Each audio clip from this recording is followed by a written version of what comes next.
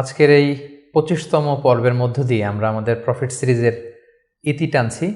যারা আমাদের সাথে প্রতিটি পর্বেই ছিলেন তাদের সবাইকে আন্তরিক শুভেচ্ছা এবং অভিনন্দন জানাচ্ছি। আমরা এই পুরো সিরিজটিতে কোরআনে বর্ণিত ২৫ জন নবীর জীবনী নিয়ে ধারাবাহিকভাবে ওয়েল ডকুমেন্টেড ম্যানারে আলোচনা করেছি।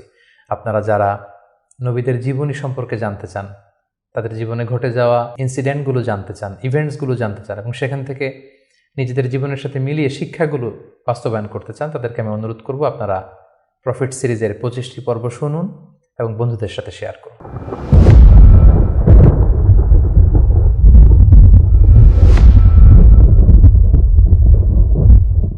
আসসালামু আলাইকুম ওয়া রাহমাতুল্লাহি ওয়া বারাকাতুহু। প্রফিট সিরিজের ২৫তম পর্বে আপনাদের সবাইকে স্বাগত। আজকের পর্বটি হচ্ছে প্রফিট সিরিজের সর্বশেষ পর্ব এবং এই পর্বে আমরা আমাদের প্রিয় নবী মুহাম্মদুর রাসূলুল্লাহ সাল্লাল্লাহু আলাইহি ওয়াসাল্লামের জীবনী নিয়ে আলোচনা করব ইনশাআল্লাহ। কিন্তু শুধুমাত্র একটি পর্বে আমাদের প্রিয় নবীজির বর্ণাঢ্য জীবনী, এই পুরো জীবনীকে কাভার করা খুবই দুঃসাধ্য একটি ব্যাপার।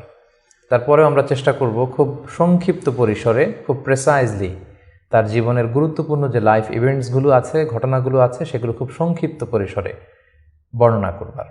সম্মানিত সুধী, আল্লাহ তাআলা প্রিয় নবী মুহাম্মদ রাসূলুল্লাহ সাল্লাল্লাহু আলাইহি ওয়াসাল্লামকে জাজিরাতুল আরবে পাঠিয়েছিলেন। যে শহরে তিনি প্রিয় হাবিবকে পাঠিয়েছিলেন সেই শহরটি হচ্ছে মক্কাতুল মুকাররমা এবং কুরাইশ বংশে রাসূল সাল্লাল্লাহু আলাইহি ওয়াসাল্লাম এসেছিলেন। বনু হাশিমি খানদানে তিনি এসেছিলেন এবং আরবি ভাষাভাষী জনগোষ্ঠীর মাঝে আল্লাহ তাআলা প্রিয় নবী সাল্লাল্লাহু আলাইহি ওয়াসাল্লামকে প্রেরণ করেছেন। তিনি তার ৪০ বছর বয়সে নবুয়ত লাভ করেছেন এবং সর্বশ্রেষ্ঠ আসমানি কিতাব আল কুরআন আল কারীম কিন্তু প্রিয় নবীজি মুহাম্মদুর রাসূলুল্লাহ সাল্লাল্লাহু আলাইহি ওয়াসাল্লামের উপর নাজিল হয়েছে এবং দীর্ঘ ২৩ বছর ধরে মানবজাতির বিভিন্ন সমস্যার সমাধান দেওয়ার জন্য কোরআন আল্লাহ তাআলা নাজিল করেছিলেন। রাসূল সাল্লাল্লাহু আলাইহি ওয়াসাল্লাম পৃথিবীতে ৬৩ বছর হায়াত পেয়েছেন এবং ৬৩ বছর শেষে তিনি মদিনাতুল মুনাওয়ারাতে ইন্তেকাল করেন এবং সেখানেই তার নিজ হাতে প্রতিষ্ঠিত মসজিদে নববীর পাশে আজও তিনি শুয়ে আছেন। আমরা এই প্রফিট সিরিজে সৈয়দনা আদম আলাইহিস সালাম থেকে শুরু করে রাসূল সাল্লাল্লাহু আলাইহি ওয়াসাল্লাম পর্যন্ত কোরআনে বর্ণিত ২৫ জন নবীকে নিয়ে, তাদের জীবনী নিয়ে আমরা এখানে আলোচনা করছি। আর তারই ধারাবাহিকতায় রাসূল সাল্লাল্লাহু আলাইহি ওয়াসাল্লাম হচ্ছেন দ্য লাস্ট মেসেঞ্জার, সর্বশেষ নবী এবং সর্বশেষ রাসূল। আল্লাহ তাআলা সূরাতুল আহজাবে ইরশাদ করছেন, মা কানা মুহাম্মাদুন আবা আহাদিম মির রিজালিকুম ওয়ালাকিন রাসূলুল্লাহি ওয়া খাতামুন নবিয়্যিন। তিনি হচ্ছেন খাতামুন নবিয়্যিন, সর্বশেষ নবী। নবী আসার সাইয়েদনা আদম আলাইহিস সালাম থেকে শুরু করে নবীদের আগমনের যে ধারাবাহিকতা, সেটার সিল মেরে রাসূল সাল্লাল্লাহু আলাইহি ওয়াসাল্লামের মাধ্যমে সিল আপ করা হয়েছে। এই ধারাবাহিকতাকে কাট আপ করে দেওয়া হয়েছে, তারপরে কোনো নবী আসবে না। এবং রাসূল সাল্লাল্লাহু আলাইহি ওয়াসাল্লাম নিজেও ইরশাদ করেছেন যে লা নাবিয়্যা বা'দি, আমার পরে কেউই আর নবী হিসেবে আসবে না, আমি হচ্ছে শেষ নবী, শেষ রাসূল। এবং রাসূলুল্লাহ সাল্লাল্লাহু আলাইহি ওয়াসাল্লাম তিনি বনি ইসমাঈলের নবী, বনি ইসরাইলের নয়। আমরা জানি যে পৃথিবীতে নবীদের যে ধারাবাহিকতা, নবী আসার যে সিলসিলা, এটা ইব্রাহিম আলাইহিস সালাম থেকে ২ ভাগ হয়েছে। কারণ আমরা সাইয়েদনা ইব্রাহিম আলাইহিস সালামের পর্বে বলেছিলাম যে তিনি হচ্ছেন আবুল আম্বিয়া, সকল নবীদের বাবা। ইব্রাহিম আলাইহিস সালামের ২ জন পুত্র সন্তান ছিল, আমরা জানি, ইসহাক আলাইহিস সালাম, ইসমাঈল আলাইহিস সালাম। এই ইসহাক আলাইহিস সালামের সন্তান হচ্ছে ইয়াকুব আলাইহিস সালাম এবং এই চ্যানেলেই সব নবীরা এসেছে। ইয়াকুব আলাইহিস সালামের অপর নাম হচ্ছে ইসরাইল, ফলে এই চ্যানেলে যত নবী এসেছে তারা হচ্ছে বনি ইসরাইলের নবী। কিন্তু ইব্রাহিম আলাইহিস সালামের অপর সন্তান ইসমাঈল আলাইহিস সালামের চ্যানেলে কোনো নবী আসেনি। তো সব নবী যেহেতু ইসমাঈল আলাইহিস সালামের চ্যানেলে না এসে ইসহাক আলাইহিস সালামের চ্যানেলে এসেছে, সবাই ভেবেছিল শেষ নবী হয়তো এই চ্যানেলেই আসবে। কিন্তু আল্লাহ তাআলা তাদের ধারণাকে নস্যাৎ করে দিয়ে সাইয়েদনা মুহাম্মদুর রাসূলুল্লাহ সাল্লাল্লাহু আলাইহি ওয়াসাল্লামকে ইসমাঈল আলাইহিস সালামের চ্যানেলে প্রেরণ করেছেন। তাই তিনি বনি ইসমাঈল, তিনি বনি ইসরাইল নন। এবং রাসূল সাল্লাল্লাহু আলাইহি ওয়াসাল্লাম তিনি হচ্ছেন বিশ্ব নবী, গ্লোবাল প্রফেট অথবা দ্য প্রফেট অব ইউনিভার্স। গোটা বিশ্বের জন্য তিনি নবী হয়ে পৃথিবীতে এসেছেন। আল্লাহ তাআলা বলছেন, ওয়ামা আরসালনাকা ইল্লা কাফাতান লিন-নাসি বাশীরা ওয়া নাযীরা। অর্থাৎ হে নবী, আমি আপনাকে গোটা বিশ্ববাসীর জন্য, পুরো মানব মণ্ডলীর জন্য আপনাকে আমি সুসংবাদ দানকারী এবং ভীতি প্রদর্শনকারী হিসেবে প্রেরণ করেছি। এবং সহিহ বুখারীর বর্ণনায় আল্লাহর হাবিব সাল্লাল্লাহু আলাইহি ওয়াসাল্লাম ফরমান যে আমাকে আল্লাহ তাআলা এমন 5টি নেয়ামত দিয়েছেন যেটা অন্য কোনো নবীকে দেননি। এর মধ্যে একটা হচ্ছে, অন্যান্য সকল নবীকে আল্লাহ তাআলা বিশেষ জনপদের জন্য, বিশেষ জাতিগোষ্ঠীর জন্য নবী করে প্রেরণ করেছেন, কিন্তু আমাকে আল্লাহ তাআলা গোটা মানব মণ্ডলের জন্য প্রেরণ করেছেন। রাসূল সাল্লাল্লাহু আলাইহি ওয়াসাল্লাম বলেন, ওয়া কানা নাবিয়্যু ইউবআসু ইলা কওমিহি খাসসা, নবীদেরকে তাদের নির্দিষ্ট কওমে, জাতির কাছে নবী হিসেবে পাঠানো হয়েছে। ওয়া বুইসতু ইলান নাসি কাফা, আর আমি গোটা মানব মণ্ডলের জন্য, বিশ্ববাসীর জন্য নবী হয়ে প্রেরিত হয়েছে। এবং রাসূলুল্লাহ সাল্লাল্লাহু আলাইহি ওয়াসাল্লামকে তিনি বলেছেন যে আমাকে শাফাআতের সুযোগ দেয়া হবে কিয়ামতের দিন, যে ভয়ঙ্করতম দিনে নবীরাও থারথার করে কাঁপতে থাকবে আল্লাহ তাআলার সামনে, একটি টু শব্দ করার সাহসটুকুন পাবে না, কোনো কথা বলার সাহস পাবে না। ঠিক সেই মুহূর্তে আল্লাহ রাসূল সাল্লাল্লাহু আলাইহি ওয়াসাল্লামকে শাফাআতের অনুমতি দেওয়া হবে। সুবহানাল্লাহি ওয়া বিহামদিহি। রাসূলুল্লাহ সাল্লাল্লাহু আলাইহি ওয়াসাল্লামের অনেকগুলো নাম রয়েছে। হাদিসে এসেছে যে রাসূল সাল্লাল্লাহু আলাইহি ওয়াসাল্লামের এক নাম হচ্ছে আল মাহি, আল আকিব, আল হাশির, কিন্তু কালামুল্লাহ মাজিদে রাসূল সাল্লাল্লাহু আলাইহি ওয়াসাল্লামের 2টি নাম উল্লেখিত হয়েছে। একটি হচ্ছে মুহাম্মদ আর একটা আহমদ। আল্লাহ তাআলা বলছেন, ওমা মুহাম্মাদুন ইল্লা রাসূল ক্বাদ খালাত মিন ক্বাবলিহির রুসুল, মুহাম্মদ তো একজন নবী, আর তার আগে অনেক নবী পৃথিবীতে এসেছিলেন, তারা আবার বিদায় নিয়েছেন। তাহলে মুহাম্মদ নামটি পেলাম। মুহাম্মদ নাম ছাড়াও তার আরেকটি নাম কোরআনে উল্লেখিত হয়েছে, সেটা হচ্ছে আহমদ। সাইয়েদনা ঈসা আলাইহিস সালামের ভাষায় ইয়াতি মিন বাদি ইসমুহু আহমদ, তিনি বলেছিলেন যে আমার পরে একজন নবী আসবে, তার নাম হবে আহমদ। তাহলে কোরআনে রাসূল সাল্লাল্লাহু আলাইহি ওয়াসাল্লামের 2টি নাম পাওয়া যায়, একটা মুহাম্মদ, একটা আহমদ। এবং রাসূল সাল্লাল্লাহু আলাইহি ওয়াসাল্লামকে আল্লাহ তাআলা আমাদের জন্য মডেল বানিয়ে পাঠিয়েছেন। সব ক্ষেত্রে তিনি আমাদের model, the best standard of character. আল্লাহ তাআলা ইরশাদ করছেন, ওয়া ইন্নাকা লা আলা খুলুকিন আযীম, নবী হে আপনি সুমহান চরিত্রের উপর প্রতিষ্ঠিত, আপনার চরিত্র হচ্ছে অনুকরণীয় চরিত্র, গোটা বিশ্ববাসী আপনার চরিত্র থেকে শিখবে, জানবে, আলোকিত হবে। এবং রাসূল সাল্লাল্লাহু আলাইহি ওয়াসাল্লাম হচ্ছে the best example to follow. এই পৃথিবীতে যার ফলোয়ার হওয়া যায়, যাকে অনুসরণ করা যায়, যাকে অনুকরণ করা যায়, তার মধ্যে শ্রেষ্ঠতম হচ্ছে আমাদের পেয়ারা হাবিব মুহাম্মদ রাসূলুল্লাহ সাল্লাল্লাহু আলাইহি ওয়াসাল্লাম। আল্লাহ তাআলা ইরশাদ করছেন, লাকাদ কানা লাকুম ফি রাসূলিল্লাহি উসওয়াতুন হাসানা, অর্থাৎ তোমাদের রাসূলের মধ্যেই রয়েছে তোমাদের জন্য সর্বোত্তম আদর্শ। আমরা যেন তাকে আমাদের জীবনের মডেল, আমাদের জীবনের আইকন, আমাদের জীবনের আদর্শ হিসেবে গ্রহণ করি। এজন্য আল্লাহ তাআলা রাসূল সাল্লাল্লাহু আলাইহি ওয়াসাল্লামকে আমাদের জন্য উসওয়াতুন হাসানা, অনুকরণীয় উত্তম আদর্শ হিসেবে তিনি রাসূল সাল্লাল্লাহু আলাইহি ওয়াসাল্লামকে আমাদের কাছে প্রেরণ করেছেন। এবং তিনি শুধু মুসলিমদের জন্য নবী হয়ে আসেননি, তিনি শুধু বিশ্বাসীদের কাছেই নবী হয়ে আসেননি, তিনি শুধু আরববাসীদের কাছেই নবী হয়ে আসেননি, তিনি গোটা বিশ্বের জন্য রহমত হয়ে এসেছেন। Mercy for the entire universe. আল্লাহ তাআলা ইরশাদ করছেন, ওয়ামা আরসালনাকা ইল্লা রাহমাতাল লিল আলামিন, I have sent you as a mercy for the entire universe. নবী হে আমি আপনাকে গোটা বিশ্ববাসীর জন্য রহমত করে প্রেরণ করেছি, রহমত স্বরূপ প্রেরণ করেছি। তিনি রাহমাতাল লিল আলামিন, তিনি গোটা বিশ্বের অ্যাসেট, গোটা বিশ্ব তার কাছ থেকে ভদ্রতা, সভ্যতা, ওহির জ্ঞান সব কিছু শিখবে। শুধু আমরাই রাসূল সাল্লাল্লাহু আলাইহি ওয়াসাল্লামের সুন্নাহ বা ট্র্যাডিশন থেকে আলোকিত হবে এমনটা নয়, তিনি সবার জন্য শিক্ষণীয়, অনুকরণীয়, অনুসরণীয়, তিনি গোটা বিশ্ববাসীর জন্য রহমত। প্রিয় সুধী, যেহেতু তিনি আমাদের জন্য আদর্শ, সেহেতু রাসূল সাল্লাল্লাহু আলাইহি ওয়াসাল্লাম আমাদের জন্য যা নিয়ে এসেছেন সেটাকে যেন আমরা আঁকড়ে ধরি। এটা আল্লাহ তাআলার ভার্ডিক্ট, অর্ডার। আল্লাহ তাআলা ইরশাদ করছেন, ওয়ামা আতাকুমুর রাসূলু ফাখুযুহু ওয়ামা নাহাকুম আনহু ফান্তাহু। রাসূল সাল্লাল্লাহু আলাইহি ওয়াসাল্লাম তোমাদের জন্য যা নিয়ে এসেছেন সেটাকে ধরো, সেটাকে গ্রহণ করো, সেটাকে মানো। আর যেটা থেকে রাসূল সাল্লাল্লাহু আলাইহি ওয়াসাল্লাম তোমাদেরকে বারণ করেছেন সেটা থেকে তোমরা দূরে থাকো। এবং আমরা যদি আল্লাহ তাআলার ভালোবাসা পেতে চাই, সেক্ষেত্রে আল্লাহ তাআলা শর্ত জুড়ে দিয়েছেন যে আমার ভালোবাসা যদি পেতে চাও আমার নবীর অনুসরণ করো। আল্লাহ তাআলা বলছেন, কুল ইন কুনতুম তুহিব্বুনাল্লাহা ফাত্তাবিউনি ইউহিব্বুকুমুল্লাহ। আল্লাহ বলছেন, নবী হে আপনি জানিয়ে দিন যে তোমরা যদি আমি আল্লাহর ভালোবাসা পেতে চাও, তাহলে হে নবী আপনি বলুন যে ফাত্তাবিউনি, আমি নবীর অনুসরণ করো, তাহলে ইউহিব্বুকুমুল্লাহ, আল্লাহ তাআলা তোমাদেরকে ভালোবাসবেন। তো রাসূল সাল্লাল্লাহু আলাইহি ওয়াসাল্লামের ফলোয়ার হিসেবে, রাসূলুল্লাহ সাল্লাল্লাহু আলাইহি ওয়াসাল্লামের উম্মত হিসেবে আমাদের দায়িত্ব হচ্ছে রাসূল সাল্লাল্লাহু আলাইহি ওয়াসাল্লাম আমাদের জন্য যে শিক্ষা নিয়ে এসেছেন, যে হেদায়েত নিয়ে এসেছেন, যে আলোকবর্তিকা নিয়ে এসেছেন, কোরআন নিয়ে এসেছেন, এটা শিক্ষা যেন আমরা আমাদের ব্যক্তি জীবনে, সমাজ জীবনে, রাষ্ট্রীয় জীবনে যেন আমরা বাস্তবায়ন করি, এটা যেন আমরা আমাদের জীবনে ইমপ্লিমেন্ট করি।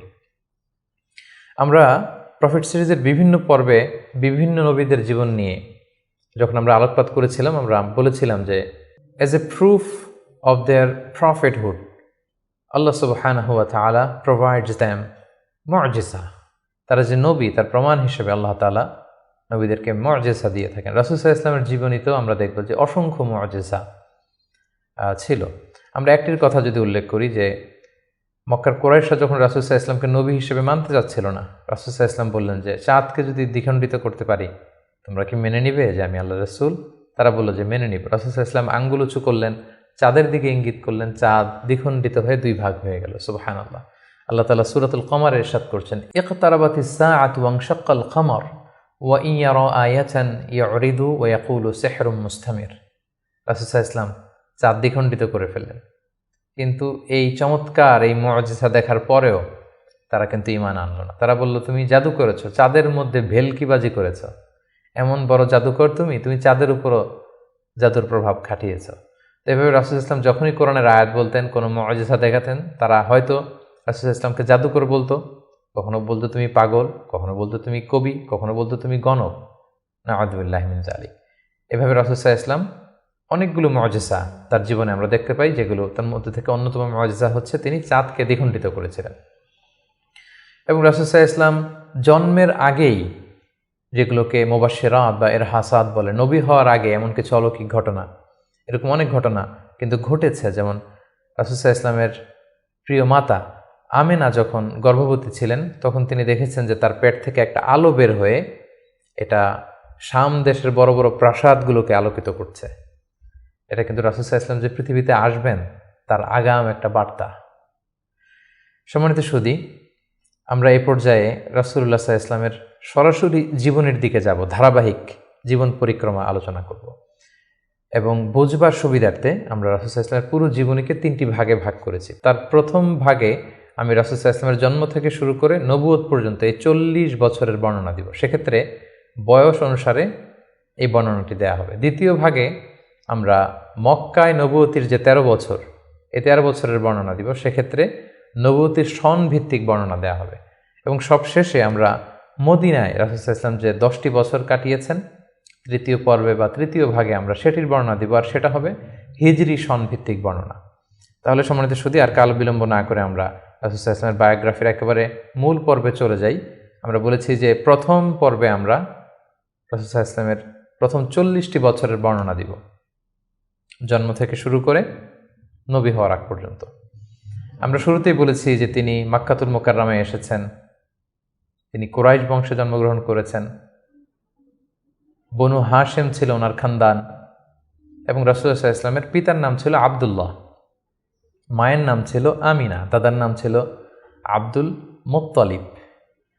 এবং দুঃখজনক হলেও সত্য যে রাসূলুল্লাহ সাল্লাল্লাহু আলাইহি সাল্লামের মাতা পিতার সংসার 7 দিনের বেশি ছিল না। মাত্র বিয়ের পরে তারা 7 দিনের মতো, 1 সপ্তাহের মতো সংসার করেছিলেন। সেই সাংসারিক জীবনেই রাসূল সাল্লাল্লাহু আলাইহি ওয়াসাল্লাম মায়ের গর্ভে এসেছেন।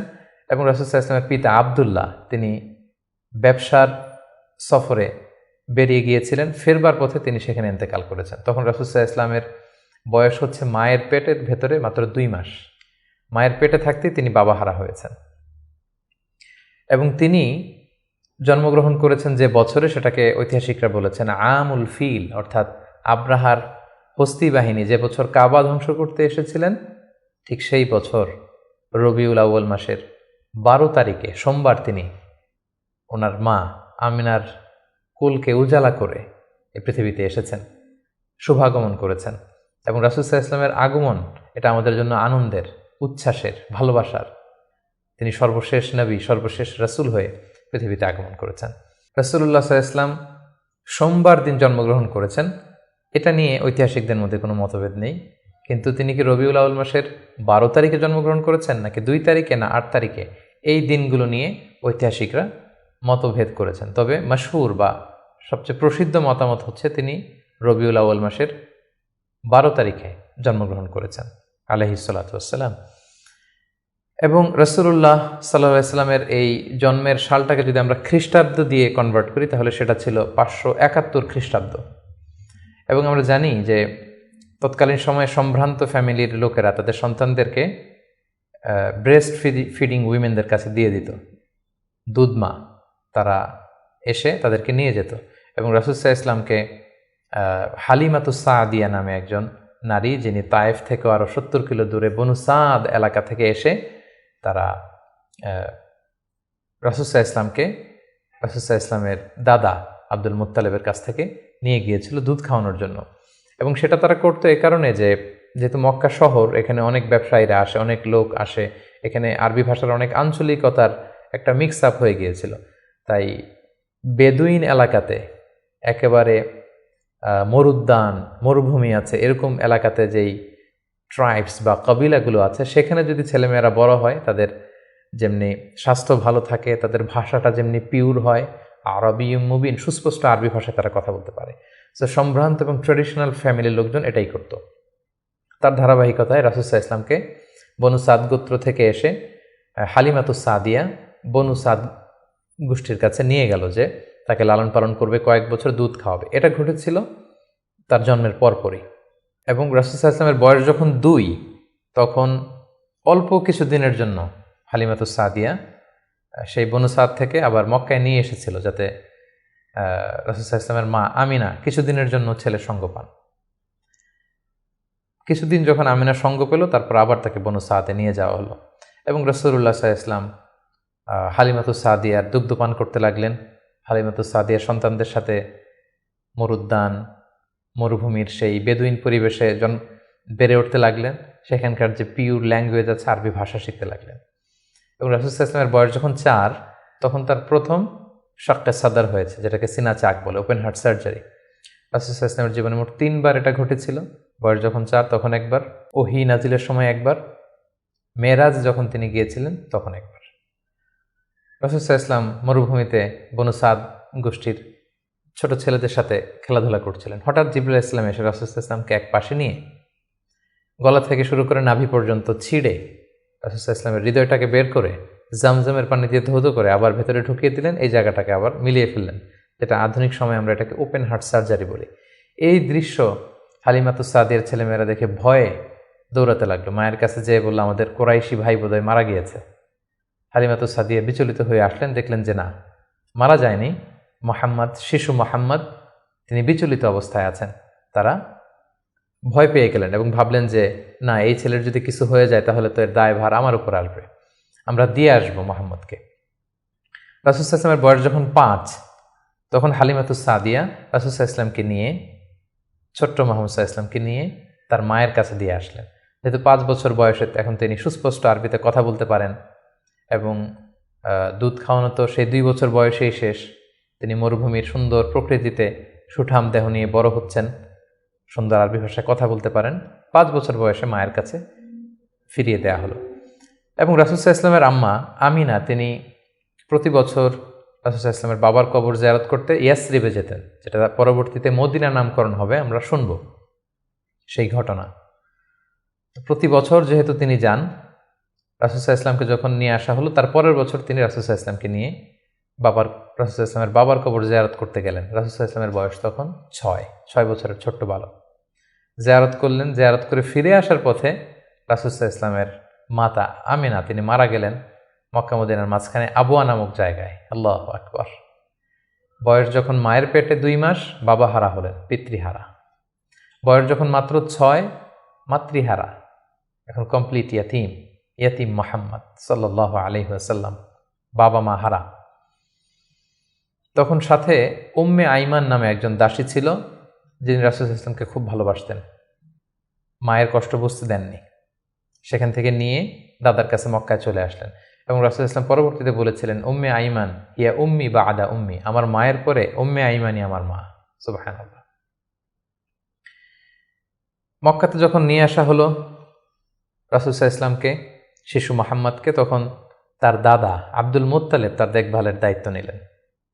কিন্তু অবাক করা কাণ্ড হচ্ছে, রাসূল সাল্লাল্লাহু আলাইহি ওয়াসাল্লাম যখন মাত্র 8 বছর বয়সে উপনীত হলেন, তার দাদাও ইন্তেকাল করলেন। এবার মাও নেই, বাবাও নেই, দাদাও নেই। ঠিক তখন রাসূল সাল্লাল্লাহু আলাইহি ওয়াসাল্লাম তার চাচা আবু তালেবের কাছে মানুষ হতে লাগলেন। রাসূল সাল্লাল্লাহু আলাইহি ওয়াসাল্লাম তার বয়স যখন 12, তখন তার চাচা আবু তালেব রাসূল সাল্লাল্লাহু আলাইহি ওয়াসাল্লামকে নিয়ে ব্যবসার কাজে শাম দেশের দিকে রওনা হয়েছিলেন।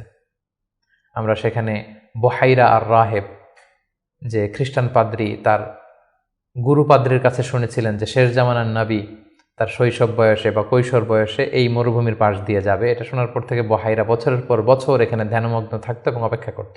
লম্বা ঘটনা। সম্মানিত শুধু আমরা বলে রাখি যে আমরা কোনো ঘটনাতেই লম্বা চূড়া ঢুকে যাব না। আমরা শুধু কখন কি ইনসিডেন্ট হয়েছিল সেটা একটু করে আপনাদের সাথে শেয়ার করবার চেষ্টা করব। বহাইরা আর রাহেব তার চাচা আবু তালেবকে বলল, এই ছেলে মুহাম্মদ নবী হবে, তার ভবিষ্যৎ অনেক উজ্জ্বল, ইহুদিরা যাতে জানতে না পারে, তুমি ফিরে যাও। এই ঘটনাটা তার বয়স যখন 12 তখন ঘটেছিল।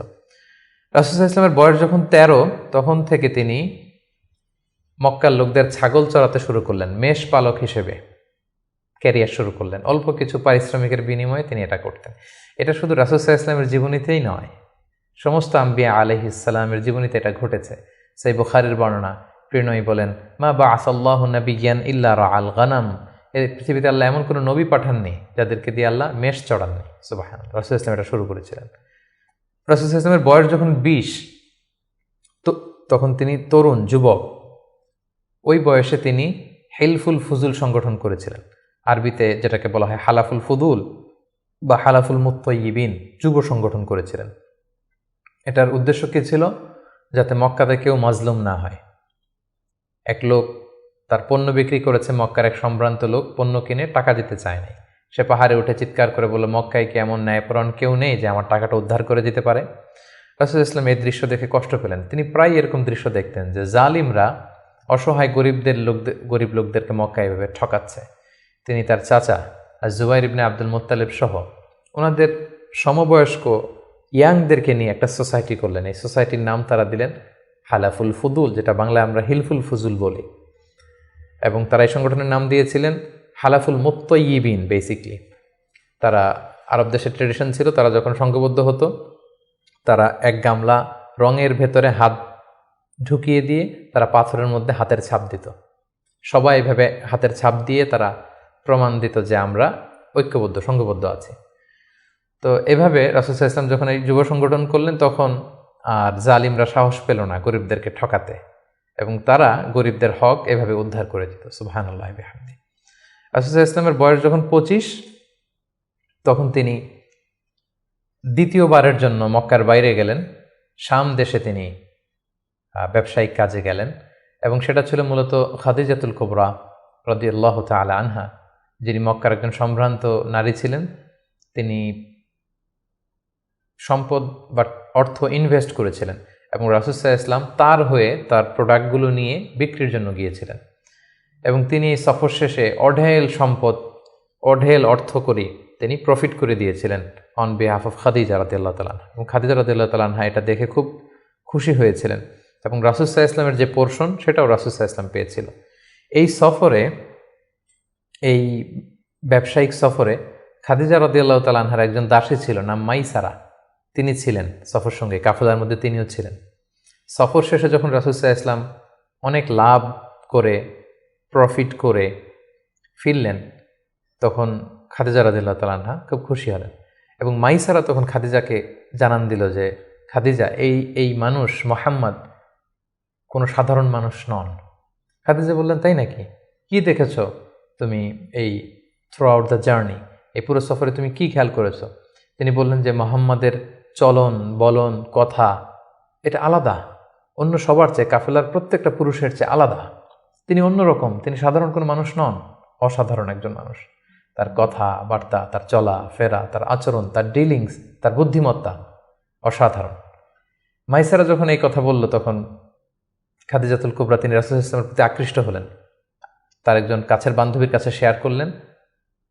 তারা সবাই মিলে রাসূল সাল্লাল্লাহু আলাইহি ওয়াসাল্লামের চাচাদের কাছে যেয়ে বললেন যে, রাসূল সাল্লাল্লাহু আলাইহি ওয়াসাল্লামকে খাদিজা পছন্দ করে, আমরা বিয়ের ব্যাপারে ভাবতে পারি কিনা। চাচারা রাসূল সাল্লাল্লাহু আলাইহি ওয়াসাল্লামকে জানালেন, রাসূল সাল্লাল্লাহু আলাইহি ওয়াসাল্লাম এগ্রি করলেন।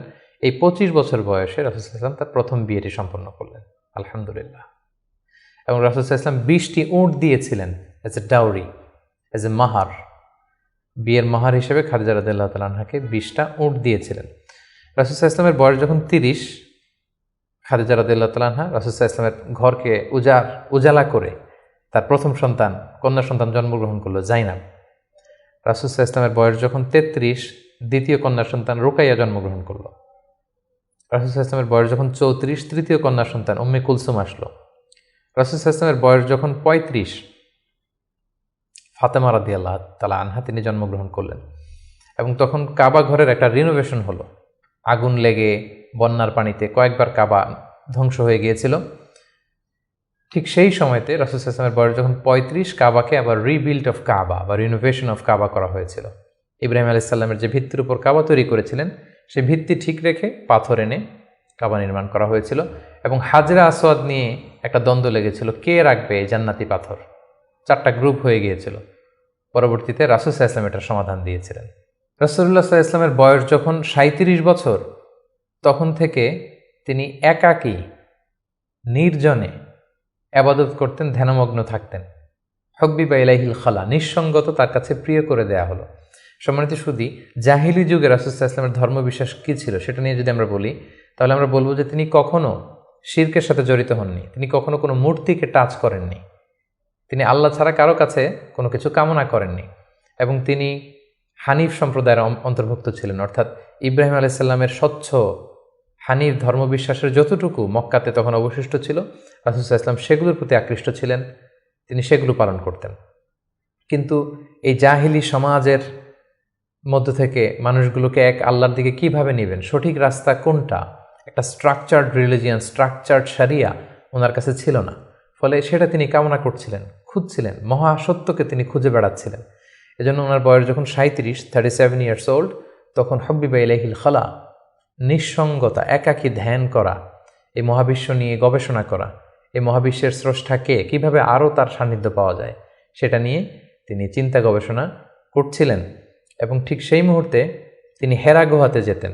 এবং এটা চলেছিল তার বয়স যখন 37 থেকে শুরু করে 39 বছর 6 মাস পর্যন্ত এই ধ্যান তিনি করতেন। খাবার নিয়ে হেরা গুহাতে যেতেন, সেখানে ধ্যানমগ্ন তিনি থাকতেন এবং তিনি স্রষ্টার সান্নিধ্য পাওয়ার চেষ্টা করতেন।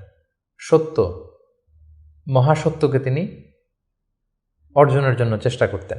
রাসূলুল্লাহ সাল্লাল্লাহু আলাইহি ওয়াসাল্লামের বয়স যখন 39 বছর 6 মাস, তখন থেকে, অর্থাৎ 40 বছর হতে আর মাত্র 6 মাস বাকি, তখন থেকে তিনি গুড ড্রিমস আর রুইয়া সাদেকা, বেশি বেশি সত্য স্বপ্ন দেখতে শুরু করলেন। প্রতিদিনই স্বপ্ন দেখতেন এবং রাতে যাই স্বপ্ন দেখতেন সকালবেলা সেটা বাস্তবায়িত হতো। ফলে তিনি স্বপ্নে রাতে যা দেখতেন সকালবেলা বাস্তবে সেটা সমাজে তিনি দেখতে পেতেন। এভাবে একাকী তিনি খাবার নিয়ে, পাথেয় নিয়ে সেই 632 মিটার উঁচু মাক্কাতুল মুকাররমায় গারে হেরাতে, হেরা পাহাড়ে তিনি চলে যেতেন, ধ্যানমগ্ন থাকতেন এবং মহাসত্যের সন্ধান করতেন। ঠিক তার বয়স যখন 40 বছরে উপনীত হলো, তিনি মহাসত্যের সন্ধান পেলেন। সুবহানাল্লাহি বিহামদি। সেদিন জিবরাইল আলাইহিস সালাম রেশমি কাপড়ে সূরাতুল আলাকের প্রথম 5 আয়াত নিয়ে এসে বললেন, পড়ুন। তিনি বললেন, আমি তো পড়তে জানি না। কয়েকবার বলার পরে পড়তে জানেন না তিনি বললেন। তিনি রাসূল সাল্লাল্লাহু আলাইহি ওয়াসাল্লামকে 3 বার জড়িয়ে ধরলেন। এবার তিনি পড়লেন, ইকরা বিসমি রাব্বিকাল্লাযী খালাক, খালাকাল ইনসানা মিন আলাক, ইকরা ওয়া রাব্বুকাল আকরাম আল্লাযী আল্লামা বিল কলম, আল্লামাল ইনসানা মা লাম ইয়ালাম। এই যে কোরআনের প্রথম 5 আয়াত হেরা গুহাতে নাজিল হলো, তখন রাসূল সাল্লাল্লাহু আলাইহি ওয়াসাল্লাম পড়লেন। 5টি আয়াত পড়ে তিনি হেরা গুহা থেকে কাঁপতে কাঁপতে নেমে আসলেন। নেমে এসে দেখেন জিবরাইল আলাইহিস সালামকে তার প্রকৃত রূপে দেখলেন, যে বিশাল আকৃতির, দিগন্ত বিস্তৃত তার আকৃতি। তিনি আরো ভয় পেলেন। এই 5 আয়াত নিয়ে তিনি নিচে নেমে আসলেন, কাঁপতে লাগলেন এবং আম্মাজান খাদিজা ওনার স্ত্রীর কাছে এসে বললেন, জাম্মিলুনি জাম্মিলুনি, আমার ভয় লাগছে, আমাকে কম্বল চাপা দাও। কম্বল চাপা দেয়া হলো, আয়াত নাজিল হলো, ইয়া আইয়ুহাল মুজাম্মিল কুমিল লাইলা ইল্লা কালিলা। এ কম্বলওয়ালা, দাঁড়াও, দাঁড়িয়ে তাহাজ্জুদের সালাত পড়ো। তিনি বললেন, আমাকে দাসসিরুনি দাসসিরুনি, আমাকে বস্ত্র দিয়ে চাপা দাও, আমার ভয় লাগছে, আমি মনে হয় মারা যাব। রাসূল ইসলামের গায়ে জ্বর এসে গেল, কাঁপুনি এসে গেল। কারণ কোরআনটা হচ্ছে ইন্না সানুলকি আলাইকা কওলান সাকিলা, এটা খুব ভারী, পাওয়ারফুল একটা স্ট্রং মেসেজ। এটা রিসিভ করা এত সহজ কোনো বিষয় নয়। যখন তিনি বললেন কাপড় দিয়ে আমাকে আচ্ছাদন করো, আয়াত নাজিল হলো, ইয়া আইয়ুহাল মুদ্দাসসির কুম ফাআনজির, হে কাপড়ওয়ালা দাঁড়াও, দাঁড়াও, বসে থাকার সময় নেই, ফা আনদির, মানুষকে সতর্ক করো। এই যে রাসূল সাল্লাল্লাহু আলাইহি ওয়াসাল্লাম দাঁড়ালেন আর বিশ্রামের সময়টুকু পেলেন না, কোরআন নাজিল হতে লাগলো।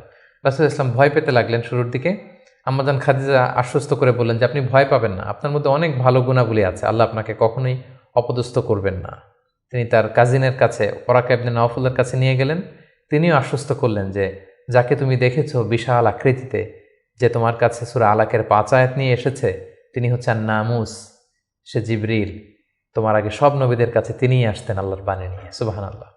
ভয় পেও না, তুমি চালিয়ে যাও, এবং তোমার জাতিগোষ্ঠী তোমার বিরোধিতা করবে, তোমাকে তোমার এলাকা থেকে বের করে দিবে। রাসূল ইসলাম বললেন, আমার গোষ্ঠীর আত্মীয়রা আমাকে বের করে দিবে? তিনি বললেন, হ্যাঁ, এই বাণীবাহকের কাজ যারা করে পৃথিবীতে তাদেরকে এই ভাগ্যই বরণ করতে হয়েছে। সুবহানাল্লাহ বিহামদিহি।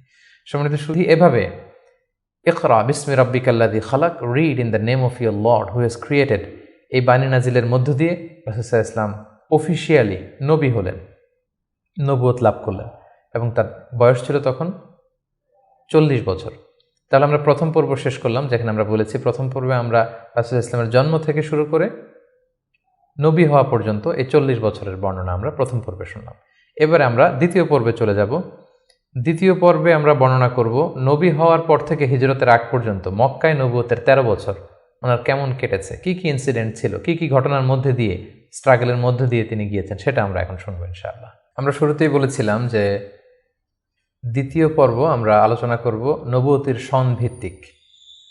তো নবুয়তির প্রথম বছরে রাসূল সাল্লাল্লাহু আলাইহি ওয়াসাল্লামের কাছে কোরআনের আয়াত যাই নাজিল হতো, সেটা তিনি খুব প্রাইভেটলি কাছের লোকদের কাছে প্রচার করতেন, অন্যদেরকে বলতেন না। ফলে তিনি যে নবী হয়েছেন এটা ওনার কাছের লোকজন ছাড়া কেউ জানতে পারেনি। তিনি সর্বপ্রথম খাদিজা রাদিয়াল্লাহু তাআলা আনহার কাছে বলেছেন, তিনি বিশ্বাস করে ঈমান এনেছেন। তার চাচাতো ভাই ছোট্ট আলী রাদিয়াল্লাহু তাআলা আনহুর কাছে বলেছেন, আলী রাদিয়াল্লাহু তাআলা আনহু ছোটদের মধ্যে ঈমান এনেছেন। দাসদের মধ্যে থেকে প্রথম যায়েদ ইবনে হারেসা, যিনি রাসূল সাল্লাল্লাহু আলাইহি ওয়াসাল্লামের পালক পুত্রের মর্যাদায় ছিলেন, তিনি ঈমান এনেছেন। সবচাইতে কাছের ঘনিষ্ঠ বন্ধু আবু বকর রাদিয়াল্লাহু তাআলা আনহুর কাছে বলেছেন, তিনিও ঈমান এনেছেন। এবং রাসূল সাল্লাল্লাহু আলাইহি ওয়াসাল্লাম গোপনে, অর্থাৎ যেটাকে বলা হয় প্রাইভেট দাওয়া, তিনি টার্গেট ভিত্তিক কাছের ঘনিষ্ঠ আমানতদার যাকে তিনি রিলাই করতে পারেন তাদের কাছে তিনি বলতে আরম্ভ করলেন, এবং তারা গোপনে গোপনে প্রাইভেটলি রাসূল সাল্লাল্লাহু আলাইহি ওয়াসাল্লাম ডাকে সাড়া দিয়ে ঈমান আনলো, মুসলিম হতে আরম্ভ করলো। সুবহানাল্লাহ। এভাবে 3 বছর তিনি প্রাইভেট দাওয়া দিয়েছেন মক্কায়। নবুয়তির তৃতীয় বছরে 3 বছর পর আল্লাহ তাআলা আয়াত নাজিল করলেন, ফাসদা বিমা তুমার ওয়া আরিদ আনিল মুশরিকিন। নবী হে, এখন আর প্রাইভেট দাওয়া নয়, এবার পাবলিক দাওয়া, পাবলিক প্রোক্লেমেশন, অর্থাৎ পাবলিকলি আপনি এবার প্রচার করুন, যাই নাজিল হয় আপনি প্রচার করুন। এবার রাসূল সাল্লাল্লাহু আলাইহি ওয়াসাল্লাম প্রচার করতে আরম্ভ করলেন পাবলিকলি। তিনি পাবলিকলি তাওহীদের দাওয়াত দিতে শুরু করলেন, রিসালাতের দাওয়াত দিতে শুরু করলেন, আখিরাতের দাওয়াত দিতে শুরু করলেন। যখনই তিনি পাবলিকলি দাওয়াত দিতে শুরু করলেন তখনই বিরোধিতা শুরু হলো, নানা ধরনের বাধা বিপত্তি আসতে শুরু করলো। তিনি পাহাড়ের চূড়ায় যেয়ে বললেন, হে মক্কাবাসী, হে আমার গোষ্ঠীর লোকেরা, আমি যদি বলি যে এই পাহাড়ের পেছনে একদল ঘোড়সাওয়ার আক্রমণ করার জন্য বসে আছে, বিশ্বাস করবে আমার কথা? সবাই বললো, হ্যাঁ অবশ্যই করব, কারণ মা জাররাবনা মিনকা ইল্লা সিদখান, আমরা জীবনে তো মুহাম্মদ তোমার কাছ থেকে কোনোদিন মিথ্যা বলতে শুনি নাই, তুমি যা বলবে তাই বিশ্বাস করব। তখন রাসূল সাল্লাল্লাহু আলাইহি ওয়াসাল্লাম বললেন, তাহলে জেনে রাখো, আমাকে যদি নবী হিসেবে না মানো, আখিরাতে যদি বিশ্বাস না করো, আল্লাহকে যদি একক একমাত্র রব হিসেবে না মানো, তোমাদের জন্য কঠিন শাস্তি অপেক্ষা করছে। একথা শুনে তারা মর্মাহত হলো, এবং রাসূল সাল্লাল্লাহু আলাইহি ওয়াসাল্লামের চাচা আবু লাহাব পাথর নিয়ে রাসূল সাল্লাল্লাহু আলাইহি ওয়াসাল্লামের প্রতি নিক্ষেপ করলেন, এবং তখনই সূরাতুল লাহাব নাজিল হলো। সূরাতুল লাহাব, তাব্বাত ইয়াদা আবি লাহাবি ওয়া তাব, ধ্বংস হোক, নিপাত যাক আবু লাহাবের 2 হাত। কিন্তু রাসূল সাল্লাল্লাহু আলাইহি ওয়াসাল্লাম থামলেন না, তিনি দাওয়াত দিতে লাগলেন, এবং মক্কার গরিব শ্রেণীর যেই লোকেরা আছে, কর্মচারী, শ্রমজীবী, খেটে খাওয়া মানুষ, দাস, তারা রাসূল সাল্লাল্লাহু আলাইহি ওয়াসাল্লামের দাওয়াতে সাড়া দিয়ে মুসলমান হতে লাগলো, তাদের সংখ্যা বাড়তে লাগলো, এবং তাদের উপর অত্যাচার আরম্ভ হয়ে গেল। নবুয়তির 5ম বৎসরে এই ক্ল্যাশ, এই সংঘাত মারাত্মক আকারে রূপ নিল। কোথাও বেলাল রাদিয়াল্লাহু তাআলা আনহুকে পিটিয়ে আহত করা হচ্ছে, কোথাও খাব্বাব রাদিয়াল্লাহু তাআলা আনহুকে, কোথাও খুবাইব রাদিয়াল্লাহু তাআলা আনহুকে, কখনো আম্মার ইবনে ইয়াসারকে, কখনো সুমাইয়া রাদিয়াল্লাহু তাআলা আনহাকে। তাদেরকে নানাভাবে নির্যাতন, অত্যাচার শুরু করা হলো। এবং উপায়ন্তর না দেখে নবুয়তের ৫ম বছর রাসূল সাল্লাল্লাহু আলাইহি ওয়াসাল্লাম বললেন যে না, এভাবে অত্যাচারের মধ্য দিয়ে যাওয়া যায় না। আমি শুনেছি যে নাজ্জাশীর বাদশাহ, ইথিওপিয়াতে হাবাসাতে একজন বাদশাহ আছে, ইমামুন আদিল, এ জাস্ট কিং, তার কাছে কেউ নাকি অত্যাচারিত হয় না, তোমরা সেখানে হিজরত করো। নবুয়তের ৫ম বৎসর একটা বিশাল সংখ্যক মুসলিম সাহাবি তারা আবিসিনিয়াতে হিজরত করলো। এবং এই বছরই পাপিষ্ঠ আবু জাহাল বর্ষার আঘাতে ইসলামের প্রথম নারী শাহিদা সুমাইয়া রাদিয়াল্লাহু তাআলা আনহাকে তিনি শহীদ করে দিয়েছিলেন, হত্যা করেছিলেন। এভাবে খুব কঠিন মুহূর্ত যখন যাচ্ছিল মুসলিমদের উপর, মুসলিমদের একটা অংশ আবিসিনিয়াতে হিজরত করলো, রাসূল সাল্লাল্লাহু আলাইহি ওয়াসাল্লাম অন্যান্যদেরকে নিয়ে কষ্ট সহ্য করেও মক্কাতে অবস্থান করলেন। ঠিক ওই মুহূর্তে একটা আশার বাণী নিয়ে আসলো আমির হামজা, রাসূল সাল্লাল্লাহু আলাইহি ওয়াসাল্লামের চাচার ইসলাম গ্রহণ এবং ওমরে ফারুকের ইসলাম গ্রহণ। সুবহানাল্লাহ। তারা যখন ইসলাম ধর্ম গ্রহণ করলো তখন মক্কার কুরাইশ একটা নড়ে চড়ে বসলো, কারণ তারা তখন পাবলিকলি কয়েকজন একসাথে মিলে দুইটা লাইন করে মিছিল দিতে শুরু করলো, আল্লাহু আকবার, আল্লাহু আকবার, তাকবীর দিতে দিতে তারা কাবা পর্যন্ত গেল। এবং এই দৃশ্য যখন মক্কার কাফিররা দেখলো তখন তারা বলতে আরম্ভ করলো, না, এটাকে যে কোনো মূল্যে থামাতে হবে। রাসূল সাল্লাল্লাহু আলাইহি ওয়াসাল্লামকে তারা প্রপোজ করলো, তুমি নারী চাও মুহাম্মদ, তোমাকে আরব্য সুন্দরী নারী এনে দেব, তুমি সম্পদ চাও, সম্পদ দেব, ক্ষমতা চাও, ক্ষমতা দেব, কিন্তু এই নতুন যেই দাওয়াত দিচ্ছ তুমি, এটা বন্ধ করো। রাসূল সাল্লাল্লাহু আলাইহি ওয়াসাল্লাম বললেন, তোমরা যদি আমার ডান হাতে লা ওয়াদাউ শামসা ফি ইয়ামিনি ওয়াল খামারা ফি ইয়াসারি, ডান হাতে যদি তোমরা সূর্য এনে দাও, বাঁ হাতে যদি আমাকে চাঁদ এনে দাও, তারপরেও এই দাওয়াত থেকে, আমার এই মিশন থেকে আমি এক চুল পরিমাণে পেছনে যাব না। এবার আবু জাহেল, উতবা, শাইবা, ওয়ালিদ ইবনে মুগীরা তারা সিদ্ধান্ত নিল, না, মুহাম্মদকে থামাতে হলে আমাদেরকে অন্য স্ট্র্যাটেজিতে যেতে হবে, তাদেরকে বয়কট করতে হবে। এবং তারা তখন প্রপোজ করলো যে আমরা বয়কট করব। আবু তালেবকে বলল, আবু তালেব, তোমার ভাতিজা তোমার শেল্টারে আমাদের সমাজে বিশৃঙ্খলা তৈরি করছে, নতুন ধর্মের দাওয়াত দিচ্ছে, হয় মুহাম্মদকে আমাদের হাতে তুলে দাও, তা না হলে বয়কট, তোমাদেরকে আমরা বয়কট করতে বাধ্য হব। আবু তালেব বললেন যে না, পিতাহারা মাতাহারা মুহাম্মদকে আমি ছোটবেলা থেকে লালন পালন করেছি, আমার ভাতিজার কোনো ক্ষতি আমি হতে দিব না। তারা বয়কটের ঘোষণা দিল। তারা বলল, আমরা সবাই মিলে এই বানু হাশিমকে বয়কট করলাম, তোমাদের সাথে আমাদের কোনো বিবাহ হবে না, কোনো অর্থনৈতিক চুক্তি হবে না, আমরা কোনো পণ্য বিক্রি করব না, তোমাদের থেকে কিনবো না, কথা বলবো না, তোমাদেরকে বয়কট। 3 বছর শিয়াবে আবি তালেবে রাসূল সাল্লাল্লাহু আলাইহি ওয়াসাল্লামের চাচা এবং মুসলিমরা এই বয়কটের মধ্যে ছিলেন। প্রথম বছর তারা ছাগল পালতো, যেহেতু ছাগল জবাই করে খেয়েছে। তারপরের বছর ছাগলের চামড়া, এবং অনেক সাহাবী ছাগলের চামড়া, গাছের ছাল খেয়ে বেহুশ হয়ে থাকতো, যেহেতু কোনো খাবার দাবারের ব্যবস্থা ছিল না। ঠিক নবুয়তের 7ম বৎসরে এই বয়কট শুরু হলো 10ম বৎসর পর্যন্ত। 3টি বছর তারা এই বয়কটের মধ্য দিয়ে গিয়েছে। এবং রাসূল সাল্লাল্লাহু আলাইহি ওয়াসাল্লাম নবুয়তের 10ম বৎসরে চাচা আবু তালেবকে বললেন যে, চাচা, আল্লাহ তাআলা আমাকে জানিয়েছেন যে তারা যে বয়কটের যে ধারাগুলো লিখেছিল, যে আমাদের কাছে পণ্য বিক্রি করবে না, আমাদের সাথে বিয়ে শাদী হবে না, কথাবার্তা হবে না, এবং এই ধারাগুলো লিখে তারা একটা কাগজে এটাকে কাবা ঘরের ছাদের উপরে ঝুলিয়ে দিয়েছিল। রাসূল সাল্লাল্লাহু আলাইহি ওয়াসাল্লাম বললেন যে, চাচা, আপনি তাদের কাছে যান, যে বলুন যে আল্লাহ তাআলা আমাকে জানিয়েছে উই পোকা এসে তাদের ধারার প্রতিটি কথা উই পোকা খেয়ে ফেলেছে, সেখানে শুধু আল্লাহ এই শব্দটা অবশিষ্ট আছে। আমি যদি নবী না হই তাহলে তো এটা আমার পক্ষে বলা সম্ভব না। আবু তালেব যে বললেন, শোনো, আমার ভাতিজা মুহাম্মদ বলেছে যে তোমাদের ধারার প্রতিটি কথা উই পোকা খেয়ে ফেলেছে, যেটা তোমরা কাবা ঘরে লটকে রেখেছো গত 3 বছর, যাও যেয়ে দেখো। যদি দেখো মুহাম্মদ যা জানিয়েছে এটা মিথ্যা, তাহলে মুহাম্মদকে তোমাদের হাতে তুলে দেবো, আর যদি সত্য হয় তাহলে এই বয়কট তোমরা ভেঙে দিতে হবে। তারা যে তাই দেখলো, রাসূল সাল্লাল্লাহু আলাইহি ওয়াসাল্লাম যেমনটি বলেছেন, কোনো লেখা সেই নথিপত্রে নেই, শুধু আল্লাহ নামটি ছাড়া। এটা দেখে তাদের কারো কারোর মধ্যে ভয় আসলো যে না, এতটা আমাদের আত্মীয়, এরা একই বংশের লোক, একই সমাজের লোক, এটা করা ঠিক হবে না। নবুয়তের 10ম বৎসর এই বয়কটকে তারা উঠিয়ে নিল।